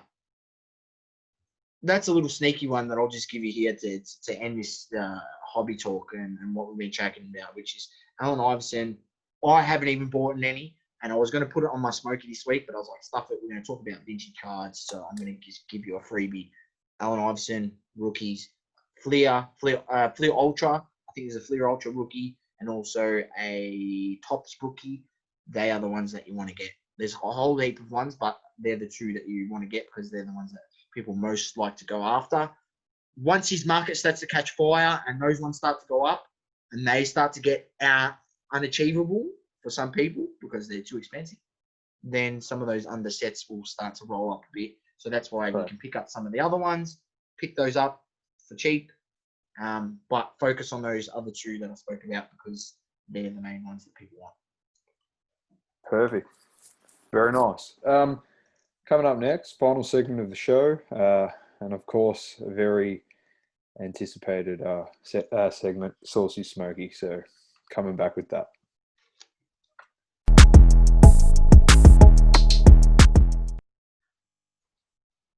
All right, Saucy, it is time for Sauceys Smokey.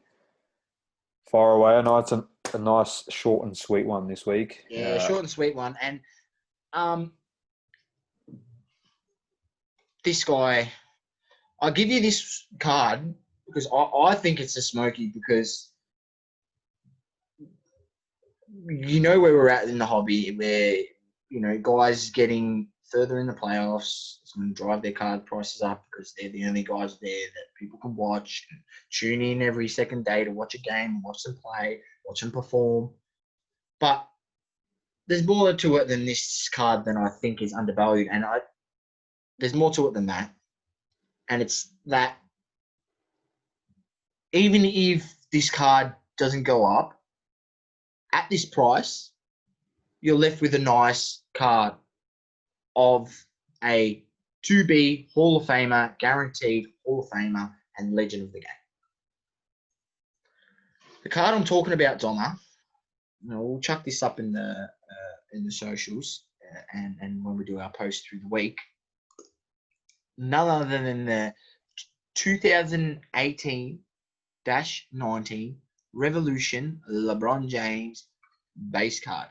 This card, albeit not a rookie card, what I usually speak about, is LeBron James' first official Lakers uniform card.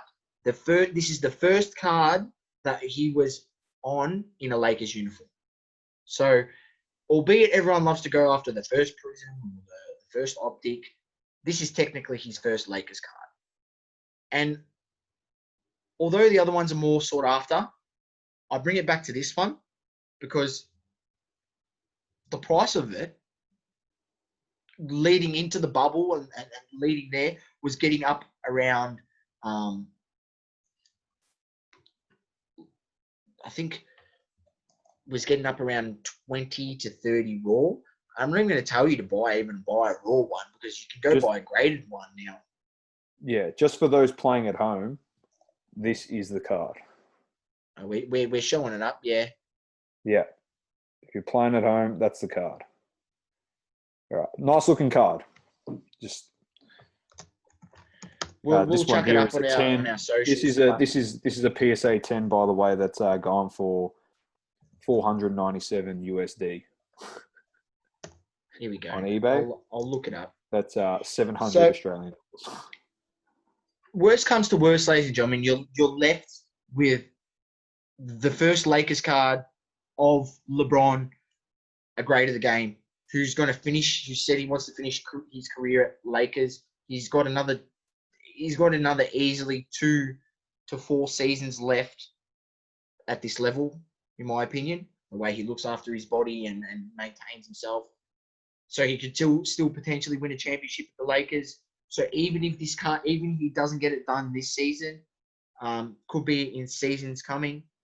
So the way I look at it is this is a card that is undervalued because it was up on a rise and then it goes through those bubble games. And obviously after the first loss, it took a bit of a dip and it sort of hasn't recovered. But I think if you buy it and it's his first Lakers card and he potentially does get further in the playoffs, you'll be able to sell it for a profit. And if you can't, you're left with his first official Lakers card that you could still hold through next season because the Lakers are once again going to be in the playoff contention and championship contention next season as well because LeBron doesn't look like he's slowing down one bit. Not at all. AD. So I'll just leave it like this. So you can pick up a PSA 10 of this card for $120. Now that card it's been sitting around this price for a while. So that's PSA 10. But what I will say is you can go get yourself a nice SGC 10 for only $30 to $40. So 1/4 of the price of the PSA 10, right? I understand, yes, PSA is the best and everyone loves PSA. But I think we'll save that for Hobby Tour. I think that's a good one. We should discuss that next week, actually. We can discuss that. We'll talk about that. But the SGC 10, I think, is undervalued at that price. And even, all right, you love PSA, that's fine. Go pick yourself up a PSA 9, which is currently going at 45 for a PSA 9. Not bad. 40. Here we go. 40 to 50 for a PSA 9. So if you don't like SGC, go pick yourself up a PSA 9. I'm not exactly sure what a BGS is going for because I can't find any price of BGS on the minute. I'll look it up. But I myself went and bought a bunch of SGC 10s. I'm impartial to all grading companies because I've seen absolutely everything and they're all got their flaws. So I'm completely impartial and I'm all about buying a graded card because I've been through so many cards and say you want to grade it, you get so much shit when you're buying stuff and you can't tell condition by pictures. Doesn't matter how good the pictures are. I've made guys send me, 6, 7 images and still nothing. So, a BGS 9.5 is actually only going for $60. So even if you don't like the SGC 10 and want to go to the BGS 9.5, which I actually think is ridiculous that the SGC 10 is selling for less than the BGS 9.5, should be at least equal or only maybe $5, $10 off, not freaking half the price. Go get yourself one of those. And if you want even a cheaper option than that, go pick yourself up an SGC 9.5 for about $20. Once again, ladies and gentlemen, you get this graded card, first LeBron Lakers card, that if he actually makes it to the the Western Conference Finals, you could potentially sell this card for double, make your money, or hold it and potentially he wins the championship, and then all Lakers fans want his Lakers cards. Hey, That's my Sauceys Smokey. I've bought 5 SGC 10s for the record, so I'll go on that record. And I put his money where his mouth is again. And I love think it. that's yeah. I genuinely believe in this card. Like, it's touted as his first Lakers card, and the hobby. There's certain markets within the hobby that are just, they're just anomalies. And Lakers and the likes of Lakers and Boston are two of them. So 2 of the biggest franchise, most championships. They are anomalies. Easy. Very nice. Let's sum up another show. I was about to jump out of my seat there when you were talking. I had a look at my phone. We're going to end on this. We're going to end whatever transpires in the next 7 days. We'll talk about it in 7 days' time. But Saucy, I got a notification on my phone from 40 minutes ago. I know we've been recording. Lionel Messi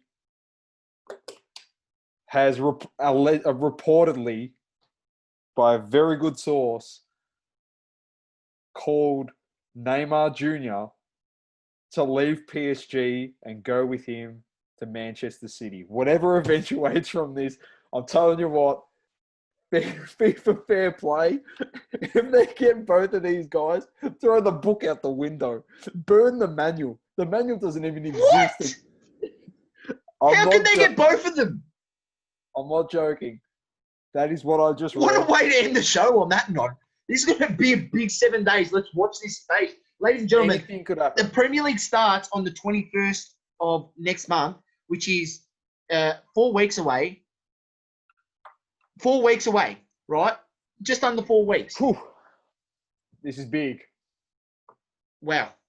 If they've got to get this deal done, they've got to get it done before the start of the season, don't they? They do. So by next week or the following week, so maybe in 2 shows' time or even next, who knows, we could have an outcome on this. But I don't know. If that does eventuate, it'll be absolutely amazing for the Premier League. But on the other hand, Saucy and I will be asking some very, very, very big questions about the salary and where it's gone at Manchester City. So we definitely will be looking into that. That oil money talk. Oil money talk. That's it. Is the oil money talk. That's it. What a way to end on the show. It's been your boy Dom with your boy Saucy. Keep living, loving, and breathing sports. We're double coverage. Peace out. Peace out, ladies and gentlemen.